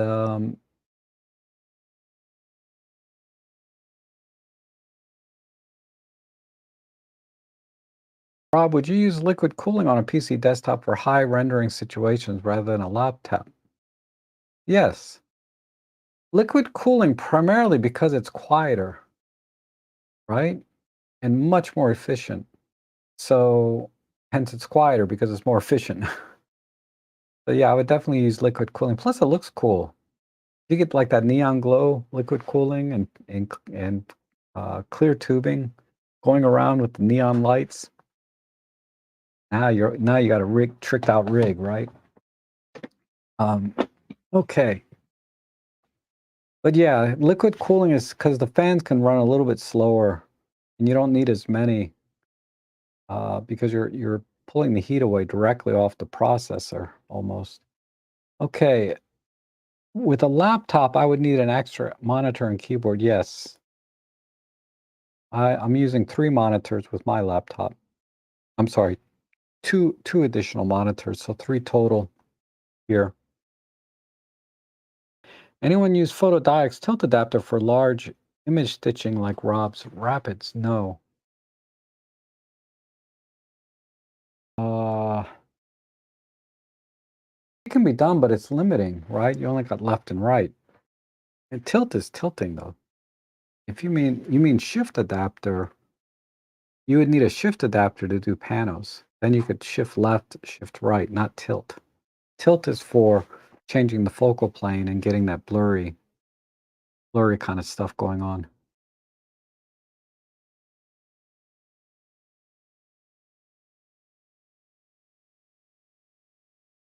And Fish's undertows on the Potomac Falls. Yeah, there's the pictures of Great Falls that I showed earlier. The water's not, I've never seen the water that high. Maybe I have, but it's pretty high. It's normally not that high when I go there. Robin says, my uncle was hired to digitize a large museum painting, took 27,000 images on a phase 1 camera, 2 months of shooting on custom built rig, and 3 more months of stitching. Holy crap. You can see every paint stroke. Wow. Wow. That is awesome. 3 months to stitch. So I shouldn't be complaining about 2 hours, right? But 27,000 images. Crazy. And then David is sharing. Oh, yeah. Yeah. David and I go to Great Falls. That's a great shot, David. Yep. That's the same falls that I just showed it with mine that I've been sharing. And show Rob some love with a thumbs up. Oh, thank you. Thank you, Marcia.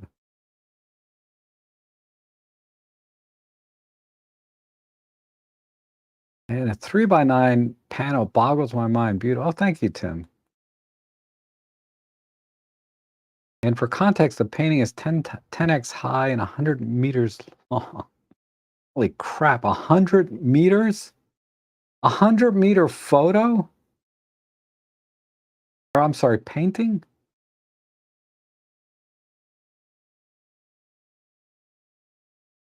Gosh, there's got to be specialized software for that because I was dying with just 34 high-res shots.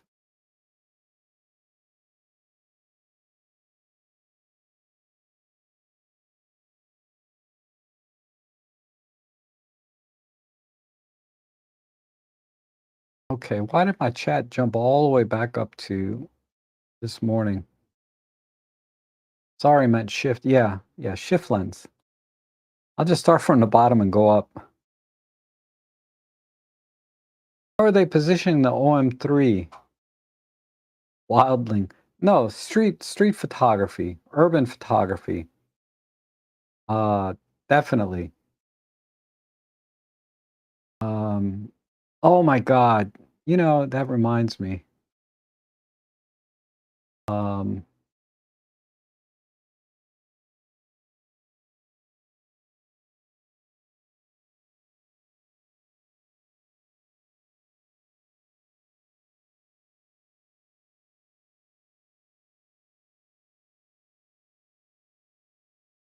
I'm not gonna go there. I lost the last 3 or 4 years email, every email for the last 3 or 4 years. I don't want to get into how that happened, but yeah, that sucks. Rob at robtrek.com email. I lost every single email. No backup. None. My own fault. But I was paying monthly for the email service. Basically, I was paying monthly. And I said, I need to save some money. Partially because I'm buying this OM3. I said, let me cut some of my monthly expenses here. Why am I paying for email when I have Gmail? I canceled the service and bam, everything is gone. Ugh. So anyway, every contact I have, every, I get emailed license codes for different types of software. I copied most of them over to a spreadsheet that I have, but man, when I buy my next computer, that's when I'm going to figure out that I don't have the software keys for particular software anymore because they used to be in an email. Because you know how companies email you the keys now. So in a year or two, when I update my computer and I'm trying to reinstall my software, I'm like, where are the GD keys at? And I'm going to be like, oh, that's right, in that email. Anybody ever? I mean, I said, any way of getting it back? They said, no. I said, all right. So all right, let's change the subject. But yeah, Adam, I got an email from OM Systems, an advertisement. It said street photography camera in big print. And then it said everything else. It said born to create, it's in our nature, urban photography, street photography camera. They put everything in one email in big print. I was trying to find that picture, but I can't find it now. Uh, yeah, I don't know where it is.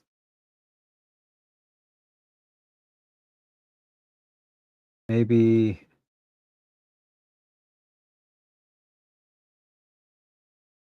over here.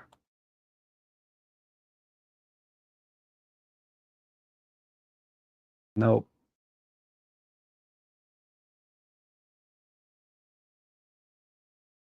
Nope.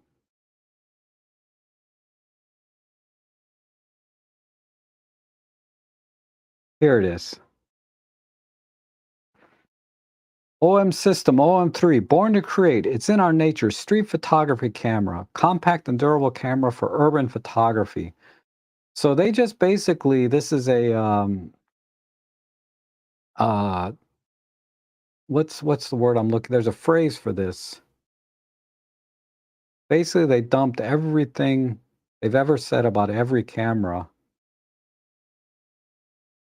Um, what the heck is the I can't think of the name of it. Anyhow, there you go. The street photography camera.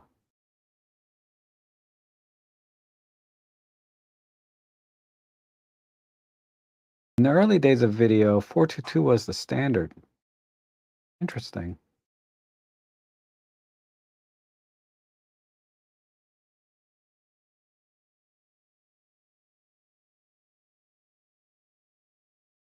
And Mark says the Mac Mini for 500 needs additional external storage, but yes, it'll blow away any $500 PC. That I have no doubt.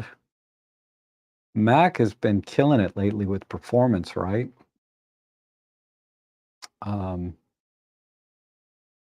per watt. But I'm a PC guy. I don't know much about Mac, but anytime they do benchmarks and they look at the power output, the Mac seems to generally, in recent times, outperform a PC per watt. But that's for, you know, people that are into that world.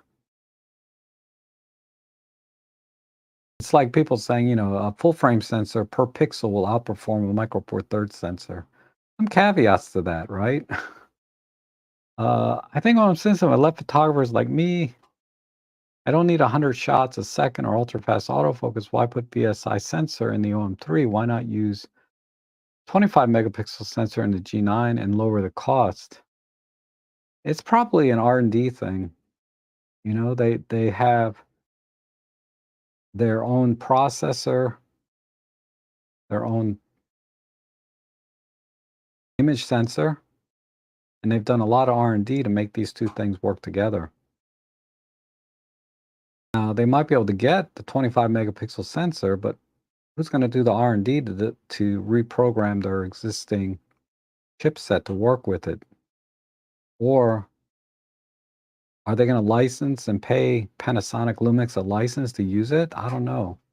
So that's, it's just the way it is. They got all their eggs in one basket, right?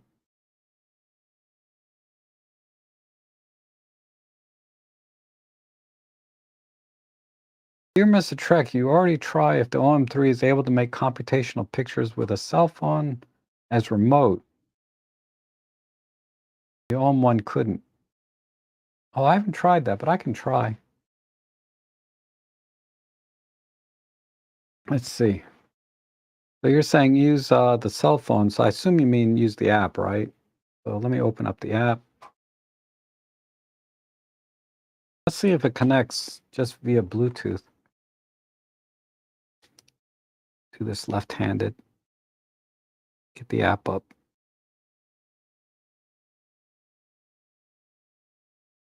So remote control. Let's see if it just connects. Oh, look, I didn't have to do nothing. It's just going to connect. All right, let's see if we get any computational features.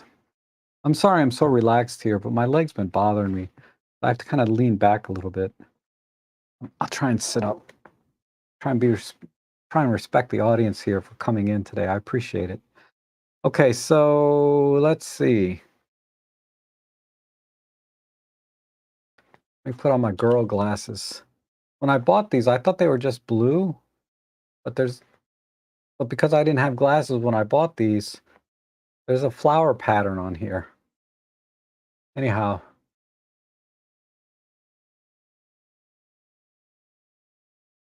I don't see any. Yeah, so I'm not seeing anything new here. PASM, manual mode, bulb mode. The bulb mode has live time, live composite. Let's see if that's in there. Oh yeah, we got live time, live comp. So what else we got in here? If I go back into aperture priority,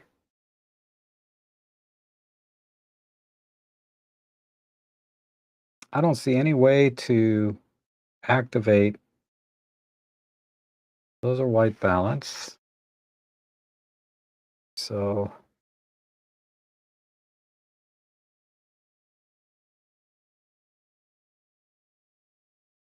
yeah, I don't see any additional uh, high-res shot or anything like that. And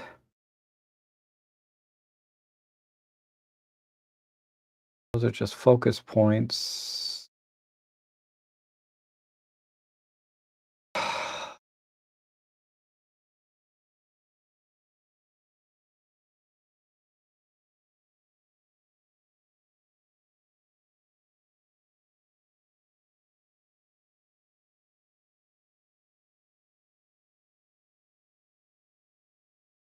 So I don't see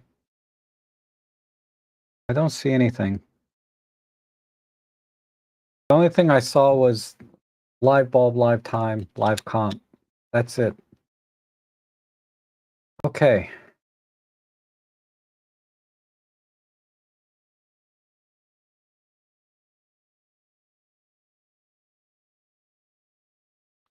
So an OM1 Mark II with the ability to upload LUTs would be my dream camera. All the CP features I love with the different in-camera looks. Really love the LUT features when doing my city walks. So by LUT, if you mean the creative things like the color wheel, where you can adjust saturation, the the creative dial and everything that goes with it, the monochrome profiles. You can upload and download those and share them. Um, you can even share all your settings, right? Your custom modes, everything. You can share everything. I assume that's what you mean, but if you want LUTs like the the Panasonic Lumix does, no, it's nothing like that. The LUTs are the ultimate in customization, but um, Marco says, I resonate with Gran Torino. My car was a 1970 Torino, four-door whenever, and my wife were dating about, wow, that's cool. Security must be told if you see anyone with a big camera, they must be a pro. I had the OM3 with like the 25 or 17 on it. So bigger than a cell phone camera, yeah, but not a big camera by any means. And Scott says if the OM3 was $15.99, I would have ordered. I just can't do 2K. Yep, you're in very good company. I mean, really, there's really two kinds of buyers for this camera. People that are already in the OM system ecosystem and are like, I don't know if I can do 2K or yeah, I'm gonna get it. Right? I'm gonna get it no matter what. Yeah. If it was 3,000, I would have some pause at 3,000. Because now we're into like used Hasselblad territory, which I kind of gassing for right now. But yeah, you're not alone. A lot of people are saying that 1,600 seems like the price they want to be at because an OM1 Mark II, which is a better camera in every way, is selling for the same price right now on sale. Not fair to compare sale price with launch price, right?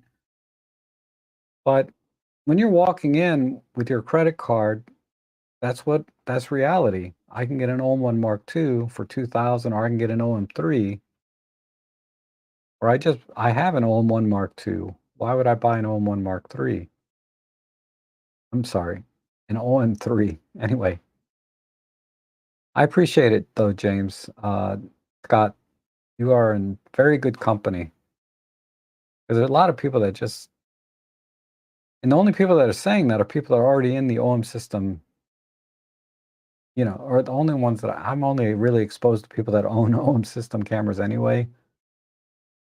So that's the only people I would hear it from. I'm curious to see what the market will do. People that are buying cameras for the first time, right? Like a boatload of people that never shot with a camera before probably bought the X106, right? The Fujifilm. Is OM3 going to be like that? I'm curious to see how the market's going to react. Uh, Beyond just the legacy owners like myself. Time will tell. Because right now, the only people I'm hearing it from are saying, yeah, 2000 is a bit much. But we're already into this photography thing as it is. And the Gray Vancini, if I were to upgrade the M5 Mark II, what two? The M5 Mark III or the OM5? I'll get the OM5. Yeah. Uh, or wait for the OM5 Mark II. I would wait. Seriously, I would wait. Because the M5 Mark III, the OM5 are basically the same camera. The OM5 has uh, some updates, obviously, but I would skip the Mark III and the OM5. I would wait for the OM5 Mark II. Or get a used EM1 Mark III. But if you want to stay compact, wait for the OM5 Mark II, even if it's a year from now.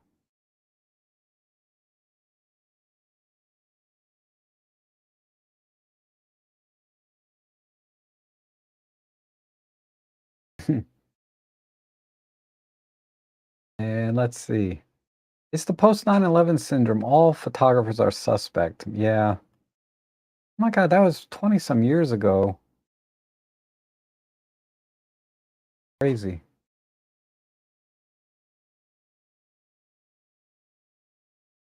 I'd have fun with that security guy, flash my MTA badge and said, "What are you gonna do?" Nothing. I was tempted when he told me that. When he said, "I can take pictures of people," I said, "Well, stand over here by that building. Let me take your picture." I was taking pictures of buildings. I was halfway tempted to say that. But anyhow, good Clint Eastwood impression. Think so? Like, I can't do it now. If you ask me to do it, I can't do it. And Bruce, thank you so much. Thank you so much for the super chat. I really appreciate that. And all the coffees and donations people have been sending, I really appreciate it. It helps me out a lot. Uh, and let's see. It didn't stop the video on the 10 Mark II, stopped the video at least, not the JPEGs, never shot RAWs. Yeah, it doesn't stop the video for JPEGs, only RAWs. If you want to take a RAW picture, it'll stop and restart. Sorry, I'm going from the bottom up on my chat because it keeps jumping all over the place.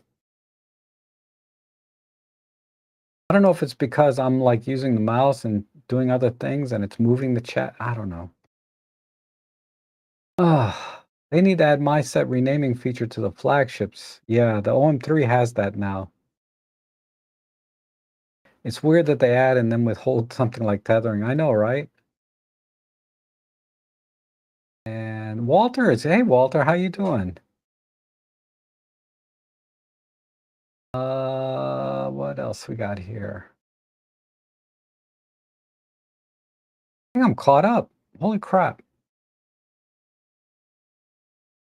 Oh my goodness, thank you, Darren. Man, you guys are awesome. Thank you so much. I don't normally even get like super chats or anything during a stream. Usually the stream is just for kind of hanging out, having coffee together, right? But man, you guys are awesome. Thank you so much. Let's see. I think I caught up. So if anyone had any questions I hadn't answered at this point, drop them in now. Oh, we're at 2 hours.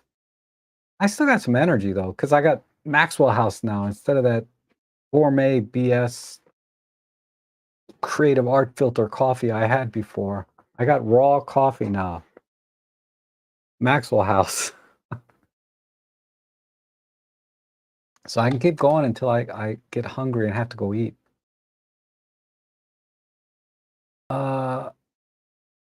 That I'm a Pana M43 shooter, really like the OM3, but not the current price. Ended up getting a refurb EM1 Mark III to get into Olympus ecosystem. Thanks for your videos. Oh, okay, Darren. I mean, the EM1 Mark III is an awesome camera. Awesome. The thing is, the flagship cameras, like, regardless of brand, Canon R5,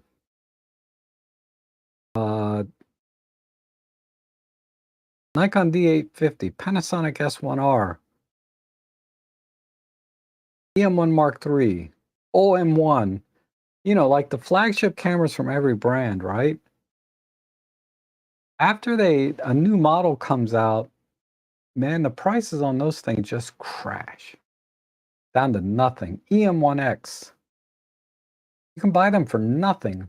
Panasonic G9, Panasonic GH6, right? You can get a GH6 for like $1,000. I mean, and they're such awesome cameras. And then you take a 10-year-old Olympus Pen F. Yeah, it's nice, but come on, $1,000. People have lost their freaking mind. A Panasonic GX85. I saw it for $400 with no lens. I bought one about 5 years ago with a lens for $200. And then I sold the body only for more than 200 later, like 2 years later. What the heck is wrong with people paying all this money for these inferior cameras? I get it. They like the small size. I don't know what the hype is about small size, tiny compact cameras. I mean, I get the hype, but I don't get the pricing. A 10-year-old camera should be like $200. If that.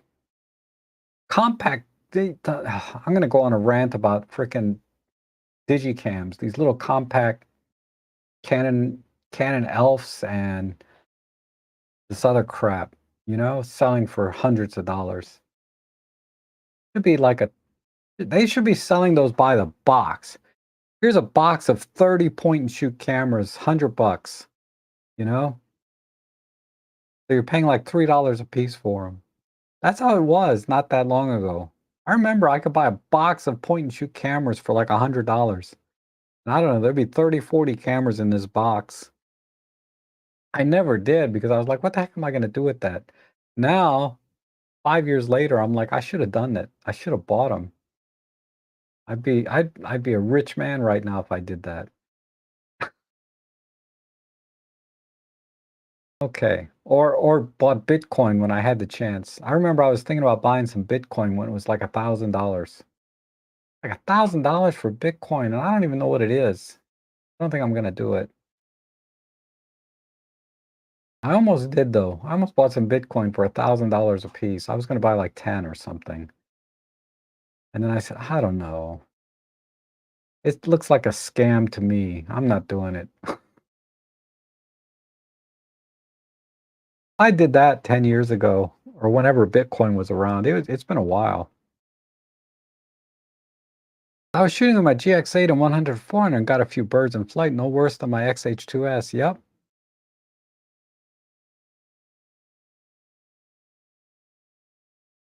And does the OM3 have a super control panel? Yes, it does. It has a very nice super control panel. Let's see. The most beautiful super control panel you've ever seen.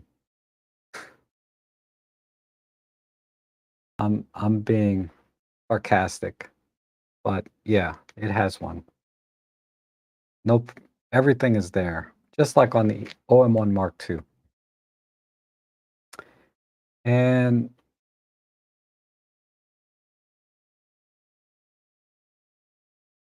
let's see, there are a bunch of questions came in here.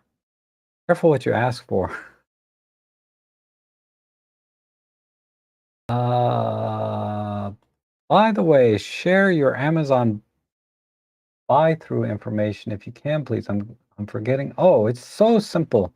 Okay, so if you want to support the channel, you can use my Amazon affiliate link. Get some deals maybe, but if you don't get any deals, if you click on that link and buy something that's not on that page, it's okay. I'll still get credit. So I'm an Amazon affiliate. I'm going to earn a commission on all qualified sales. They're greatly appreciated. And it doesn't cost you anything extra, the usual thing, right? But it's just robtrek.com. robtrek.com/deals. So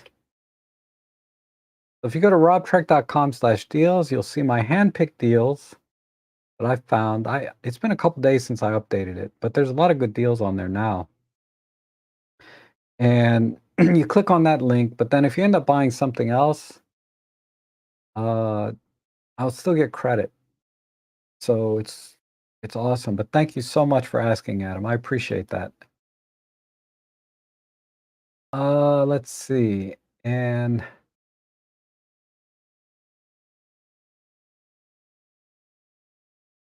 Sweden O says, "Hi Rob, late in, but at least I got here. Thanks for all your previous OM3 talk earlier." Oh, yeah, I'm happy to do it. I love talking about cameras, especially a new one like the OM3, right? When making video like 120 FPS, does the shutter open and close at that rate, or does the sensor turn on and off at that rate? Or no, yeah, there's no shutter, mechanical shutter movement. It's all electronic. However they do it, it's all electronic.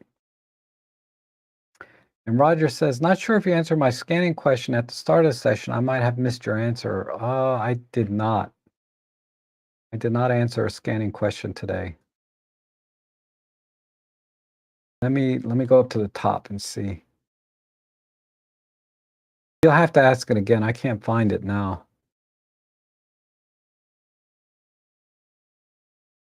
So just ask it again now, Roger, if you're still here. Okay, and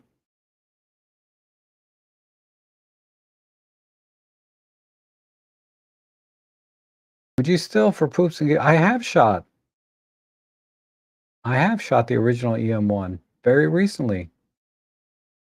If you go to my Flickr page,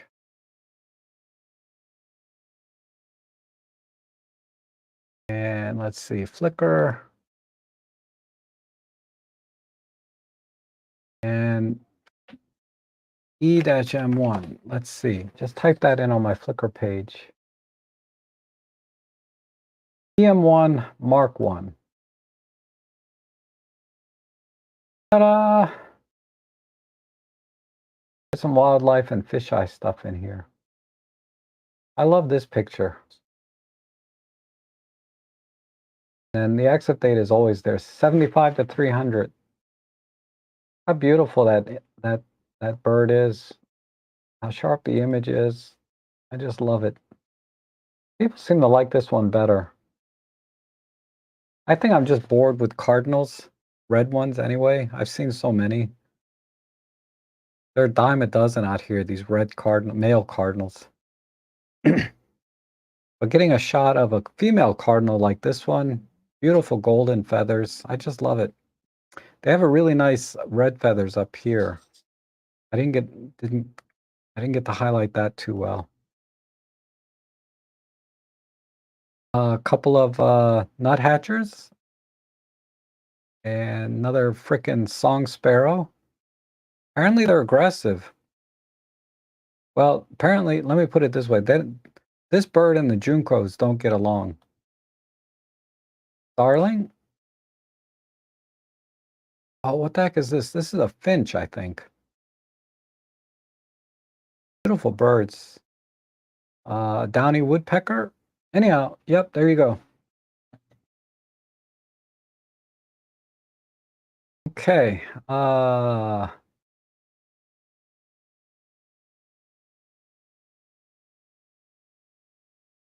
And some feedback on the OM3 here. I agree. Solid, but lighter than it looks. Yes, I agree. Immediately felt comfortable and buttons lay out perfect. Yeah, they're fine. Perfect is very subjective, but they're perfectly fine. Perfectly fine is a little more broad, right? Even more subjective than saying perfect. Okay, I got my pen for 600 right before things went nuts. Yeah, I bought a second one for 600 right before things went nuts. So I got two. The first one I bought brand new off the shelf, like $1,100 or $1,200, whatever it was, brand new. And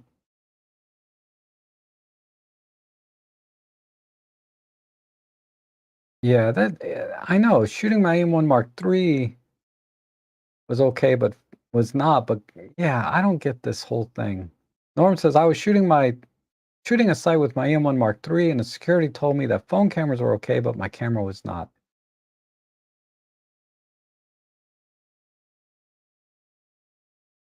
My Clint Eastwood look.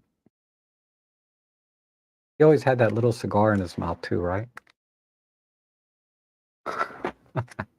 Anyhow, and he would squint. Uh,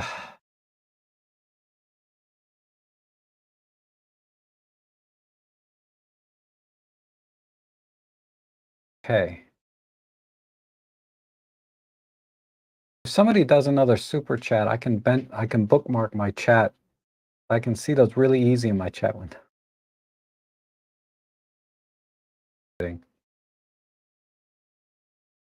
Creative art filter coffee. Yeah, that's what it is. That gourmet crap. I mean, gourmet's nice when you're out, right?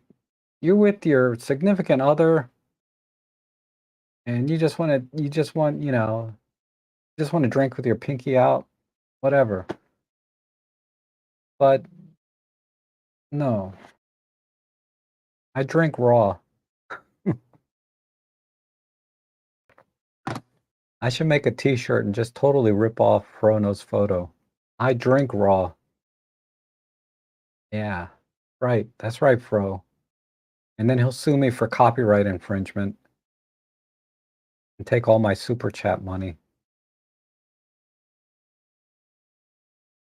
Any experience with Westcott triggers and flashes? None. I shoot Godox. Uh, I did I did have a Westcott umbrella. I'm using it right now. It's over my head. It's a soft light. My hat crooked? Am I being all gangster here? I'm wearing a hat because I got bedhead, but I don't. I wish I could say more, but I don't have any.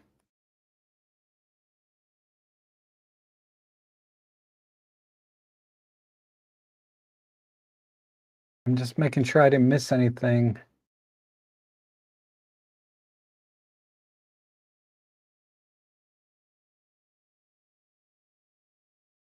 Looking for all-in-one Mark II specs and computational photo stuff with G92 ability to upload LUTs like the Lumx lab.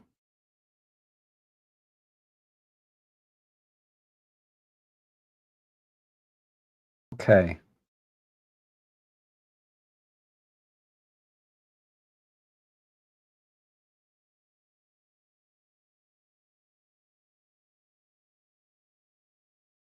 Yeah, the all-in-one Mark II doesn't have LUTs and stuff. You can just save things in a custom setting, and you can share custom settings, but there's no LUTs or creative things like on the OM3.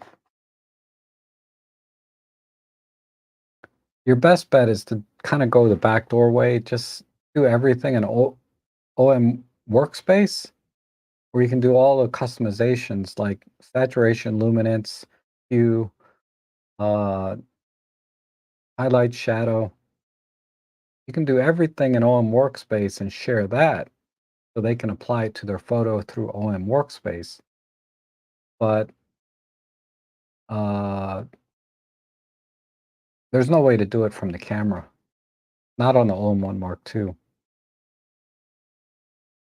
Folks just want to look good carrying around a camera, not shooting it. Meanwhile, you can get an EM1 Mark II with like 3 lenses. Yeah, I know, right? EM1 Mark II, phenomenal camera.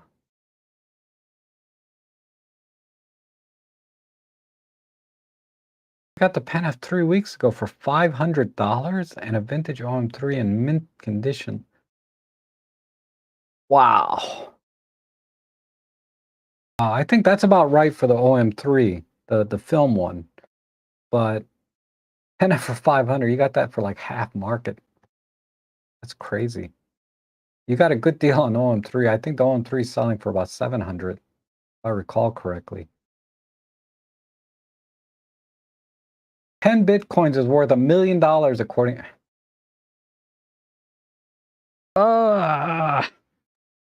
You know what's worse than losing money?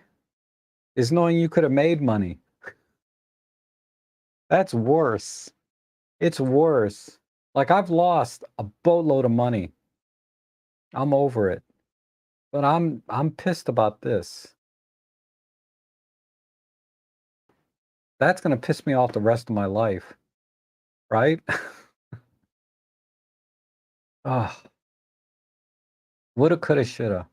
You can get over bad things, but you can't get over missed opportunities. You never get over it. Okay.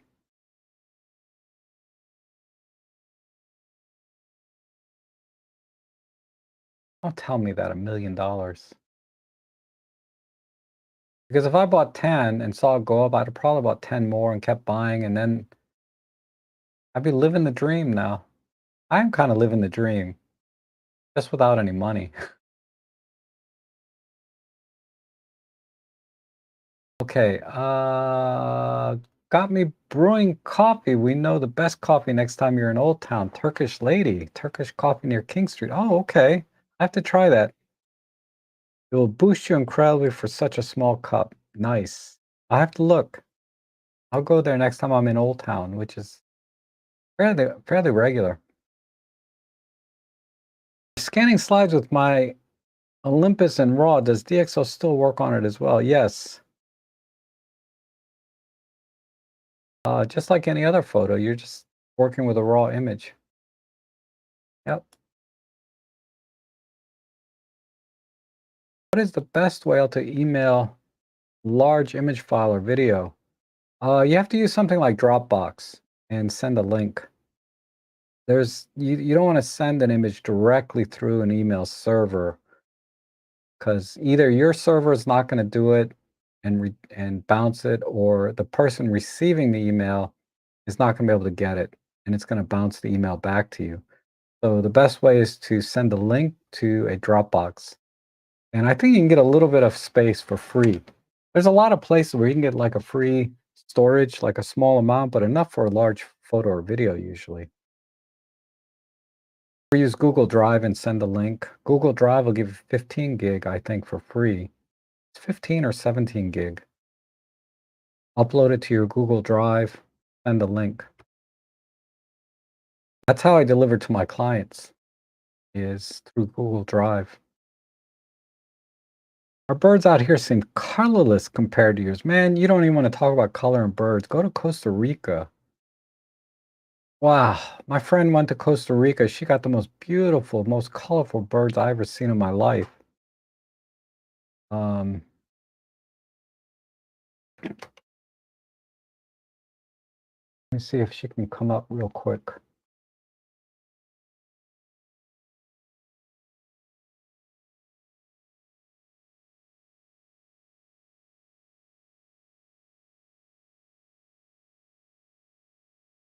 Her name is Ping. She went to Costa Rica and just freaking amazing. Look at all these birds. So I'm gonna put a link to her thing here. My buddy, probably my best friend right now. Okay, only invest as much money as you're prepared to lose. Yes. I'll be sure to buy via your Amazon links so support you. Thank you so much, Cliff. I appreciate that. Limit on email may be 20 megabytes. Dropbox has 5 gig of free space. Okay, thank you, Lauren, for the update there. And I saw some comments or an email from you recently. I'll try and get back to you on those. And Rob, shooting at my brother's birthday party this afternoon at an indoor golf place. 1-1 with my 8 to 25. Any thoughts on shutter speed using small Olympus flash? Okay, so if it's going to be during the day, it's kind of, I don't know where you are, but it's indoors.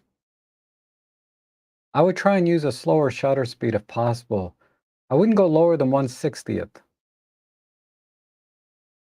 So what you need to do is use like 1/100th to kind of freeze people's motions because people are moving around a lot.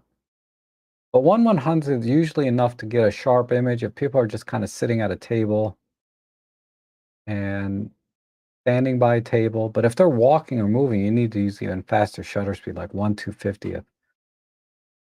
But the reason I say use a slower shutter speed than, say, the maximum sync speed of 1/250 is because you want to try and capture some of the ambient light and have that blend with the flash so that it doesn't look flashy. Unless you're going for that look, then you want to use the fastest shutter speed possible, 1/250th. If you want that sort of that retro flash in your face style. But if you want to blend the ambient light together with the flash so it looks a little more natural, so the flash is acting more like a fill light, then use 1/100th of a second or 1/60th, depending how dark it is, if it's indoors. As a golf place, typically there's lots of windows and lots of light coming in. It's cloudy, but usually you're not having a problem with light at a indoor golf place. Usually they're fairly well lit. So 1/100th of a second, and then if don't use the flash at full power if that's if it's still too dark and you have to use flash. So take a picture at 1/100th of a second without flash and look at what the ambient looks like. You want it to be about 50% brightness, like half as bright as your flash. and then adjust the flash power to fill in that other 50%, and then you'll get a nice blend, if that makes sense. I'm trying to see if I have an example, because I was practicing myself.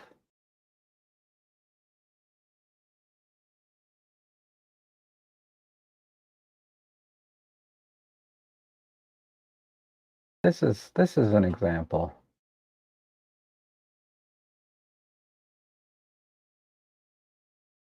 Um, I was in high speed sync, but the principles are the same. Where's my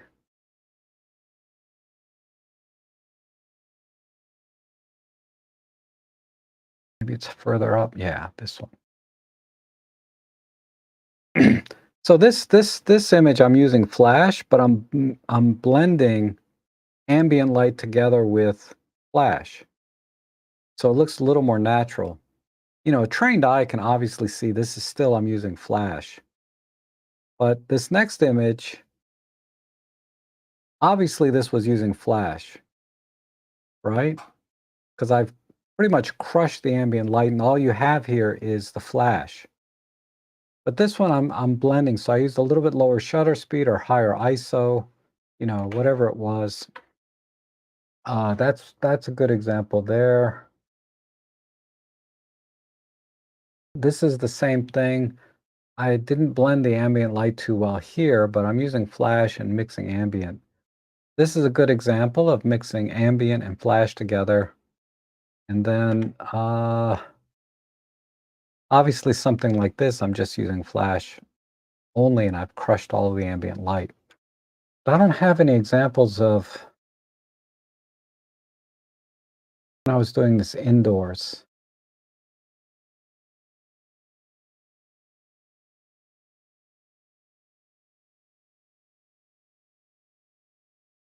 Oh, well, this is kind of an example.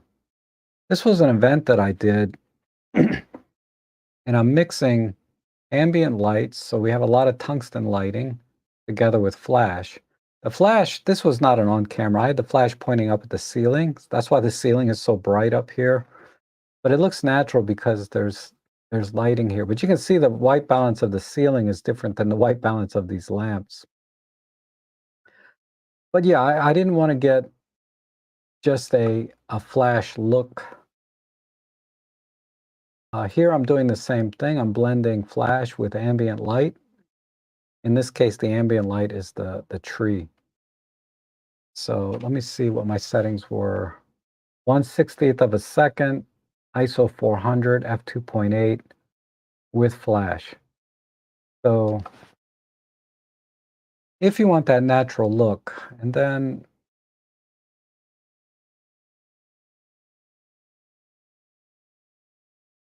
yeah, this is mixing ambient light with flash also. So I'm mixing the ambient light of the stage together with, I have a flash behind this curtain, as you can see, pointing up at the ceiling. But you get the idea. The principle is the same. Take a picture with the shutter speed. Adjust your shutter speed no lower than 1/60th and raise your ISO until you get the ambient light to about the brightness that you want it to be in the scene. Then adjust your flash power to give you the brightness that you need to get the people properly and focused. Okay.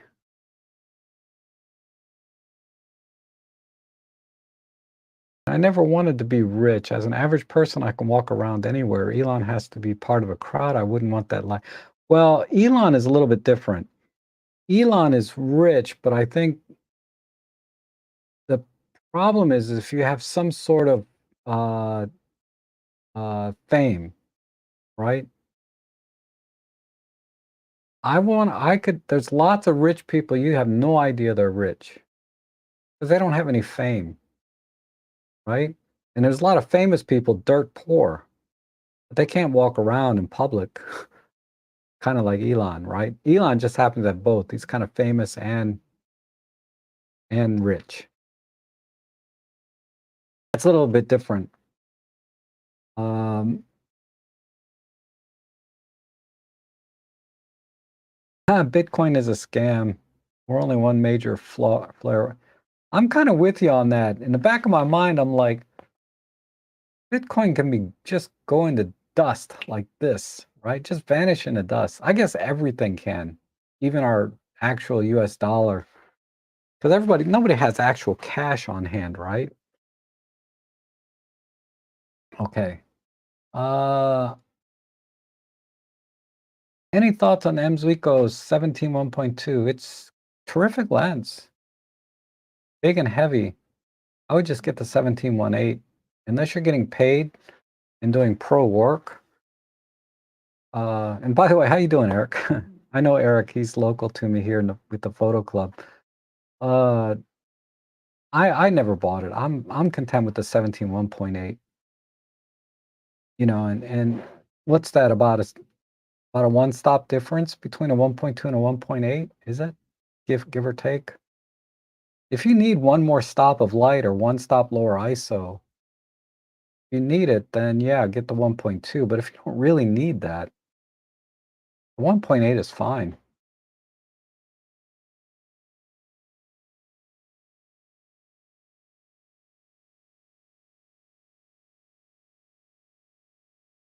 Holy crap.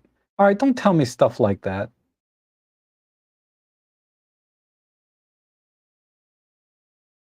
Maybe I should put up like Casey over there, Camera Conspiracies, like a little barcode.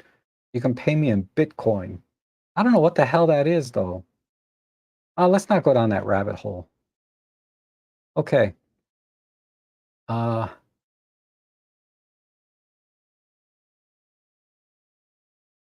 and then Marcus, you would have bought the black OM3 version immediately, but you don't like the silver. Yep. A lot of people like black.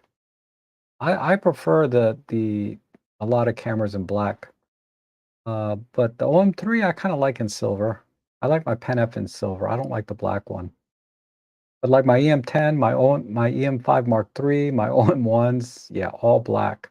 Although I do like my EM1 in silver. Just personal preference.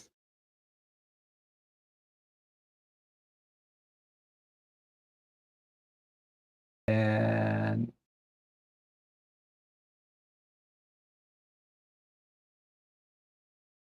okay.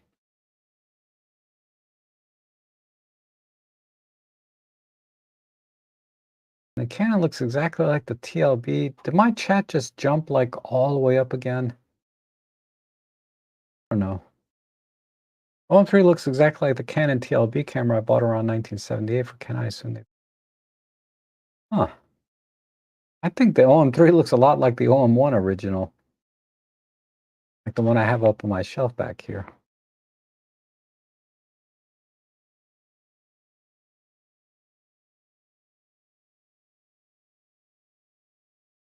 And then Anthony says, "Hey Rob, looking to shoot daytime sports like baseball and softball. I had the Pro 40 to 150 and 1.4 TC. Is that enough to cover those sports? Or do you recommend a 100 to 400 or 100 to 600?"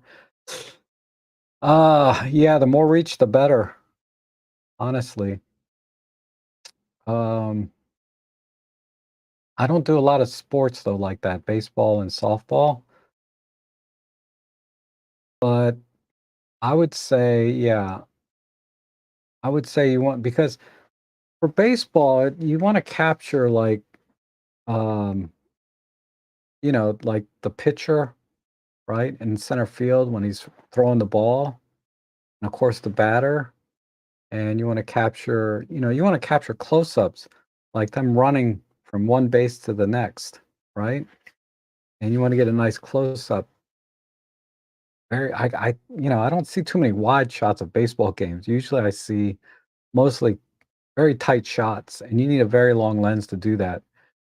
The only wide shots you get are like the team shots, right? They're all standing around in rows and and stuff. But uh, I would definitely get a longer lens because you're at 1.4, so you have a 300 equivalent. Now it's a 420 equivalent on the long end. That you could probably get by with that. You could probably get by with that. Try it and see what the shots are. If you feel like you're not getting close enough, because I don't know where you're going to be standing.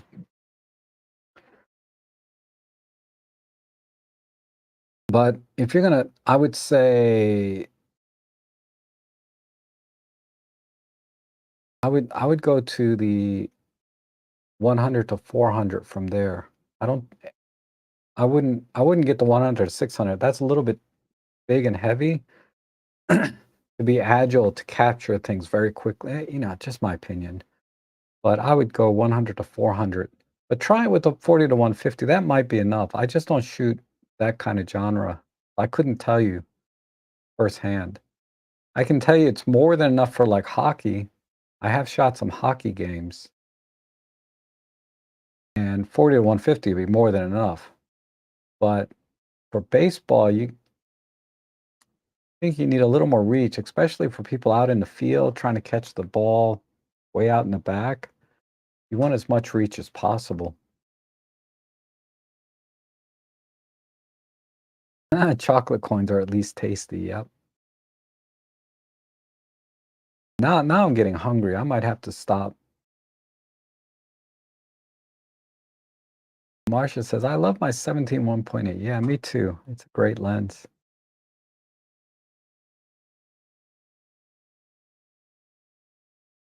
Oh, the Dogecoin. I heard about that. I was thinking about that actually. If I get the 100 400, I should get the original version, a new Mark II. For sports, I would just get the original and save 500 bucks. It's on sale right now, right? The Mark II version just adds uh, dual sync, right? That's great for bird and flight, not bird and flight. I'm sorry, bird on a stick type and video. Now, if you're going to be doing video at the baseball game, then yeah, get the Mark II version because you want that dual synchronization, stabilization. But uh, it's not really much use for photography, the dual sync, except for bird on a stick. It helps you compose the image better. But for photography, I don't see the advantage of the dual sync or sports action because you're using like 1/1000th of a second shutter speed anyway, right? So I'd say for baseball sports, save your money, get the Mark One. Yeah, Ellie is hungry too. Yeah, I know. Actually, she would be on me like white on rice if she was really hungry. She comes over and she starts nagging me.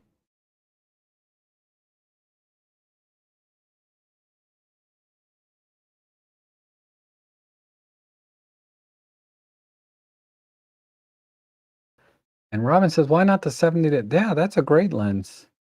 The 75 to 300, definitely.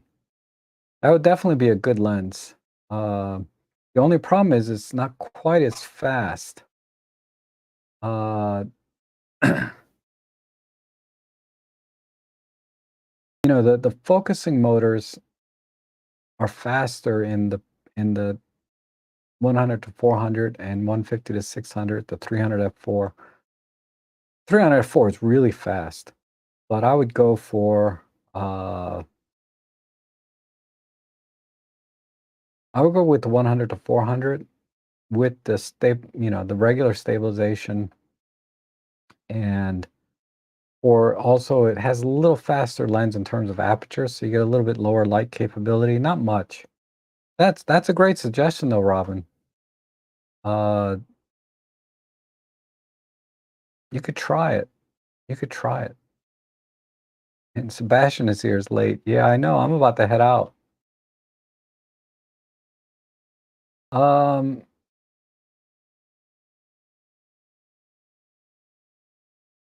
okay, so I hope that was helpful, Anthony. And I bought my friend a hamburger. I think that's it. Oh, here's one. What film cameras do you still own? Gosh, a lot, dozens. But if I want to cherry pick, Minolta SRT 101, Nikon N75, Olympus XA2, Hasselblad 500, C, not the CM, and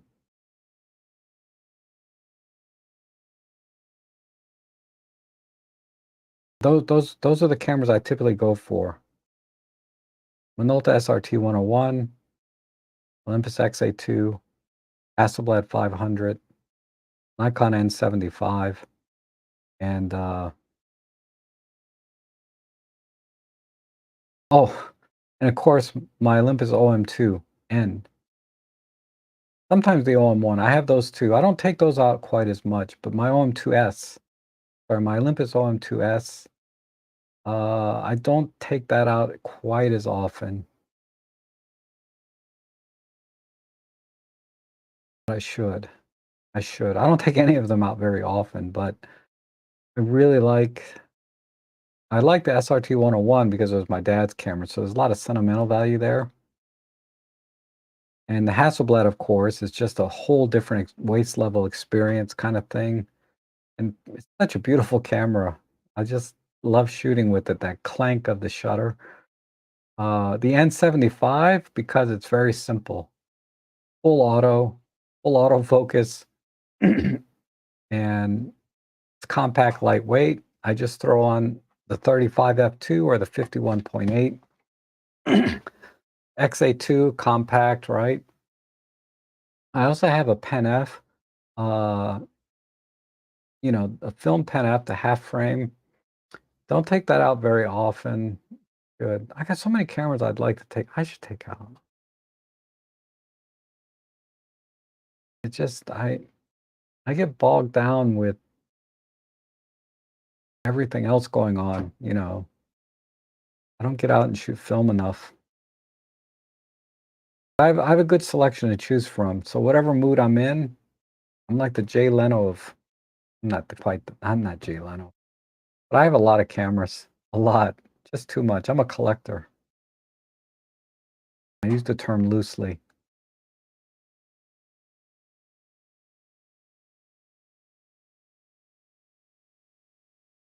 Ellie says, I've accumulated my lens collection, 5 primes, 3 zooms for my EM5, and I love interchangeable lens of M43 system, and I'm thinking of buying a second camera this year, hopefully an OM3. I hope so too.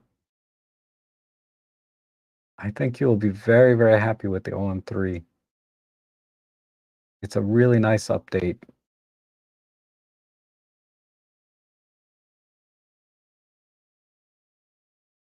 All right, let me go to the bottom.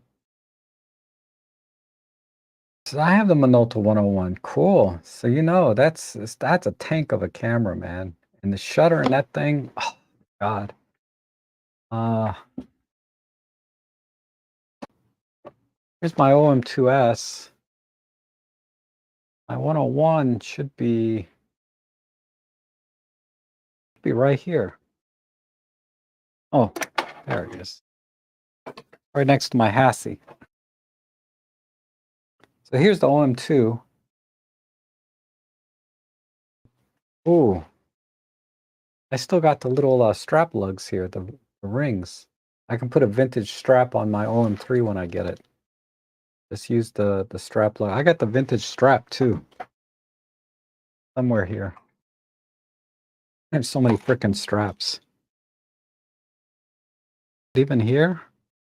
Oh, this is one of them.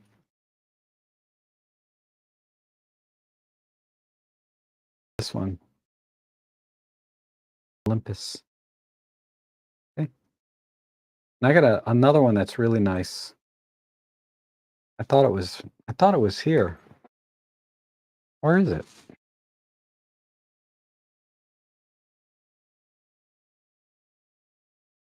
Huh. It must be hanging on another hook somewhere. I got a really nice Olympus strap. Where is that thing?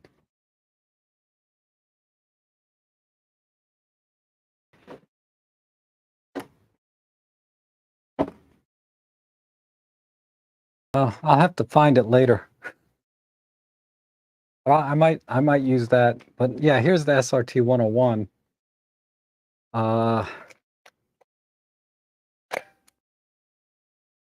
This has got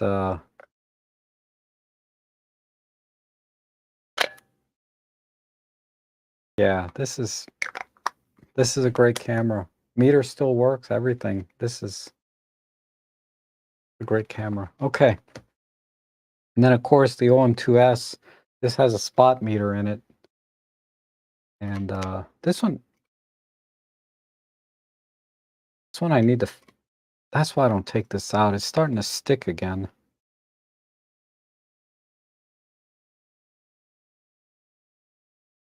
Anyway, my OM2N, the fully mechanical one, works pretty well, actually. Oh, maybe that's what it is. I need to turn it on.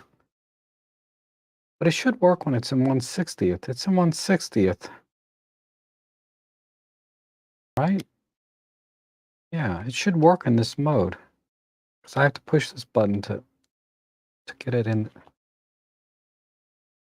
Anyway. Uh,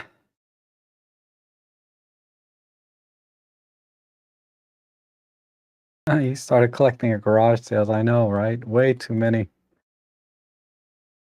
No guitar straps. No, I'm not a hippie. Come on. I'm old, but I'm not that old. I'm not a hippie. Have you used this camera? Oops. Have you shot Ilford XP2? No. I've shot HP5 and HP4. I think XP2, isn't that the really super contrasty? No, I haven't shot with that. Why? Why do you ask? Curious. Recently shot film on an X300. Okay. I have a Minolta X. Remember my Minolta 2000. I forget what it's called. It's the very first film camera I ever owned. Bought two well, no, actually, I think the Olympus. I bought them at the same time, within a couple of weeks of each other. Minolta X7000 and OM2S. That one here. Where's my X7000?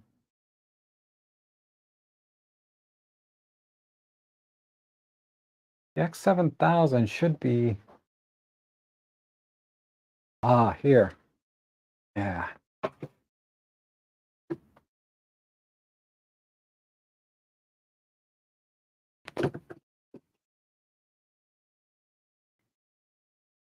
These were the two cameras I used in college.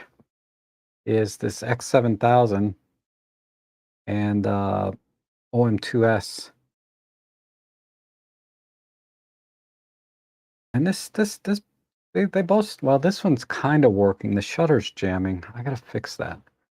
This one still works though. Put some batteries in it.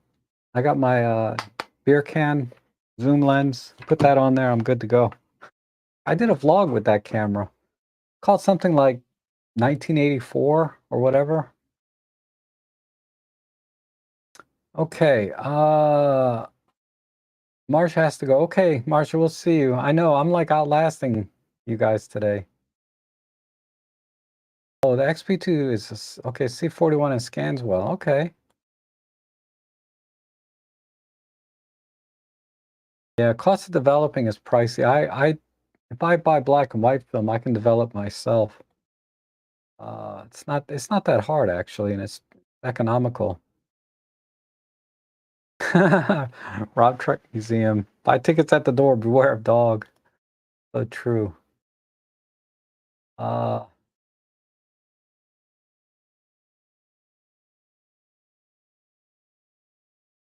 Rob is way too high tech, and he is like the professor of Micro Four Thirds. I try. Uh, yeah, I think that seems fair. More than fair, actually. It's a tremendous value at $9.99 compared to other camera systems at that price point, in my opinion. Considering all the features that it offers, OM5 is an amazing value. I mean, it's half the price of an OM3, and in some ways, uh, really not in any way is it a better camera than OM3, but it's a good camera.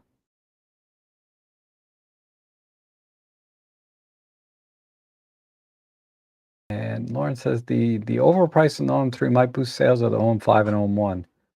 Yeah, it's an interesting uh, marketing scheme where they have the OM1 Mark II priced the same as the launch of the OM3. at least here in the US, right? So it's interesting because the argument is, why are you stepping on the sales of the OM3 when you can buy an OM1 Mark II for the same price? And I look at it like, well, you have your choice. If you want a vintage retro camera, 2000. If you want more capable camera, right? OM1 Mark II, same price. So,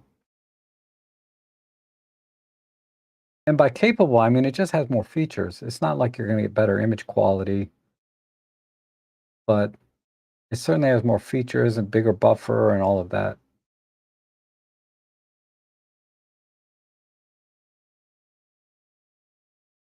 Okay, so you should give Nikon ZF a better chance. It's said to be metal, feels like plastic, but that it's light to carry, looks vintage, cost is, yeah, it's about half the cost of an OM3, right? The problem is, um, it is that plasticky feel. It feels a little better with a half leather case on it. Maybe, maybe one day. If they come out with a ZFC Mark II, maybe. Mark One, a little bit long in the tooth. Not that it matters. I don't know. Don't tempt me, Lauren, with these ideas. You know, if I get a used one for like 700, a ZFC, right? That would be interesting. Anyhow, I'm gonna call it here, guys. Thanks so much for coming in today. Uh, maybe the marketing is to push the sale on the previous model. Could be. And a ZF for 1800. Yeah, it's not the same camera though. It's, it has all the same vintage vibes, right? But it's a bigger, heavier camera, substantially so. Um, not enough that, and it's not quite as a capable camera either. It doesn't have all the computational things. It doesn't have the high speed shutter. A lot of things it doesn't have. I think the OM3 is just a much more versatile camera and is more capable in many ways than a ZF. Yeah, definitely pixel for pixel. Full frame is going to give you better image quality.